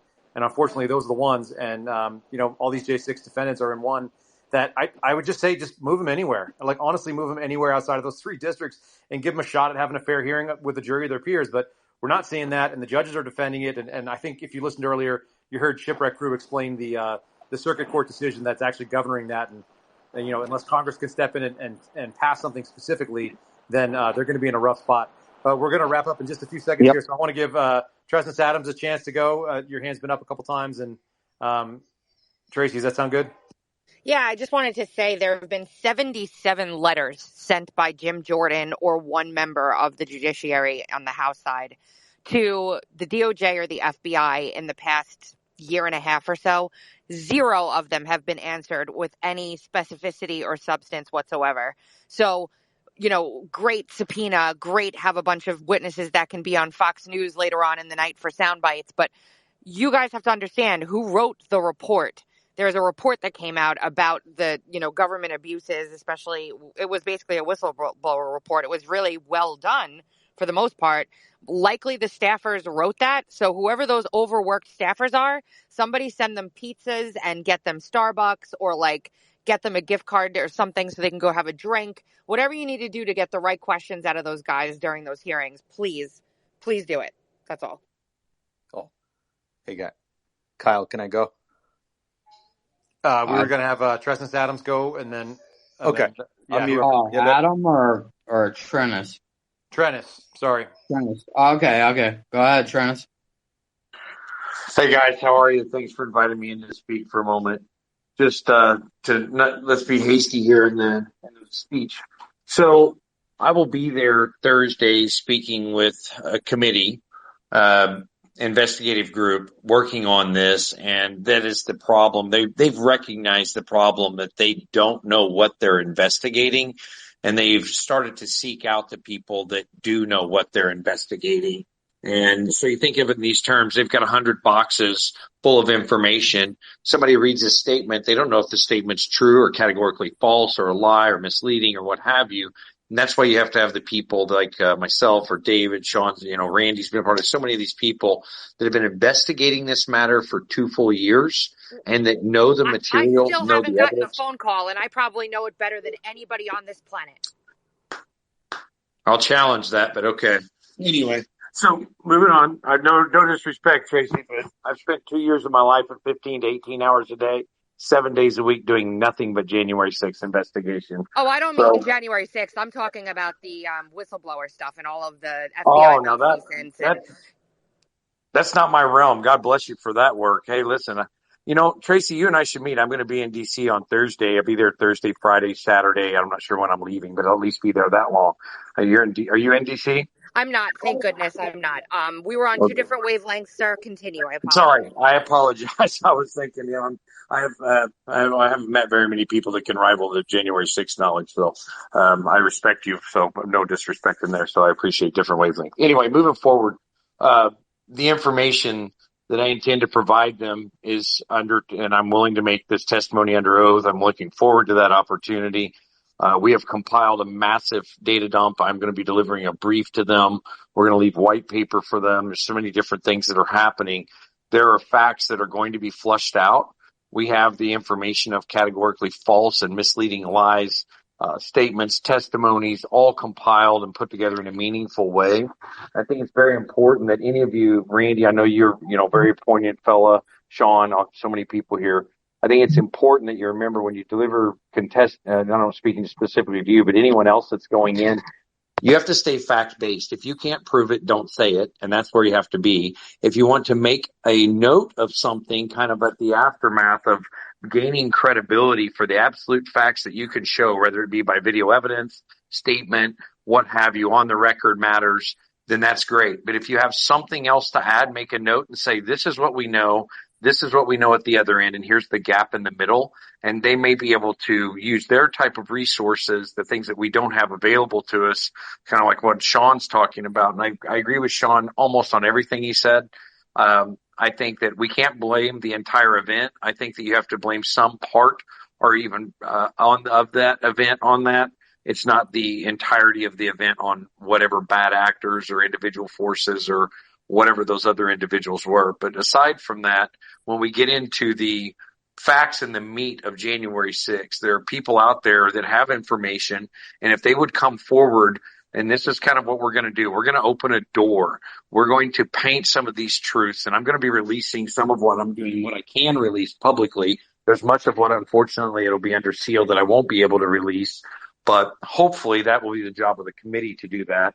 And if they say they truly want the American people to know the facts of January 6th, then they will release that information. You don't release the 14,000 hours, that's another story. I'm not going to get into that. It's not my lane. But what I will say is if you will release the information to the American public that is absolutely indisputable, the proof and facts of the matter, that alone should shake up this country enough to people to say, no, wait just a minute here. This is not quite what should be in this country. As far as change of venue goes, all of you that know me know that we've done as much or more on change of venue than anybody in the country when it relates to January 6th. We have absolute indisputable data sets and proof that represent 82% of the country with a digital device and what they've done, how they've searched, what they put into their browser. And we've provided this information. It's being filed in dozens of cases. It's already filed in several now, and it's continuing to be filed. We're waiting and looking forward to that. We have subject matter experts. I put together that data with Condemned USA. And we do intend to see that change. And this is where I think that the House Judiciary Committee, the Weaponization Committee, the J6 Committee, any of these committees have relevance to lean into this situation and lean over essentially the judge and say, hey, what are we doing here? We're now a member of the committee, and the House Judiciary Committee with oversight into the federal district court system certainly can lean in there and say, hey, we're looking at this. What's going on here? This data is here. The proof is here. What are you doing about this and how are you going to have the fair trials? But I do have a little bit of a bombshell for them on Thursday they're not expecting, and I'll be releasing that when I come out of the Congress on Thursday evening. Thanks for letting me speak. Yeah, thanks so much. I want to get to one more. I know Tracy told me we're going to have to drop off here pretty soon. The Contrarian Report, mostly because I love the word contrarian. All my siblings are contrarians, so go ahead and send it. What do you got? Hey guys, good evening. Appreciate the time. Tracy, thanks for everything you do. And Tara, always pop in your room. Super fire. Quick question, right? Has anyone in this room been able to watch Robert Malone's video on the 5th generation warfare and sovereignty? Or Kyle, have you? Or Tara or Tracy, have you guys watched it? Have I seen Robert Malone's video on it? It's my second retweet on my profile, just to give background to this. I'm not trying to twist or sway off the topic, but I just watched this the other day, and I'm just wondering, is you being in the FBI or anybody in this room, is there knowledge of how certain information and narratives are packaged through the media that's designed to interrupt people's like OODA loops. That might be a George question. I mean, there is no question that there is fifth generation warfare that is being undertaken. Everybody can kind of feel what that is. I would say that people have to get educated on what it is to be able to have a good conversation about it. Okay, So, Flynn just put out a book on it too, and I just that's bought correct. like 5 Yeah, of them. that's what I would say. Is like if you want to go see stuff about it, there's plenty Okay. of resources for people to read. Okay. You know, the thing about it is you have to be educated. It's kind of a nuanced topic. So Yeah. in the last 2 minutes of our space, Yeah. I know it's horrible, but probably you a gave little it bit a too mic. heavy to dive in. I know Crazy did a whole thing on it. Okay. You can probably find that recording done. I think it's worth looking into. Like you say, Flynn does a great job. There's Okay, guys, look, thank there's you a so ton of much, info and there. thank you so much, and God bless you guys later. Ciao. All right, so much. Yeah, thanks so much for being in there, folks. I appreciate everybody being here. I'm gonna go jump in and make sure my kids get to sleep. Thanks all the panelists on there. Tara, I don't know if Tara Bowl got she got silenced the whole way through. If she got glitched out, maybe she upset Elon or something because she's been in the co-host, but she told me she couldn't speak the whole time. But well done, all the things. I appreciate everybody being pretty tight on these the conversation on there and being reasonable to it.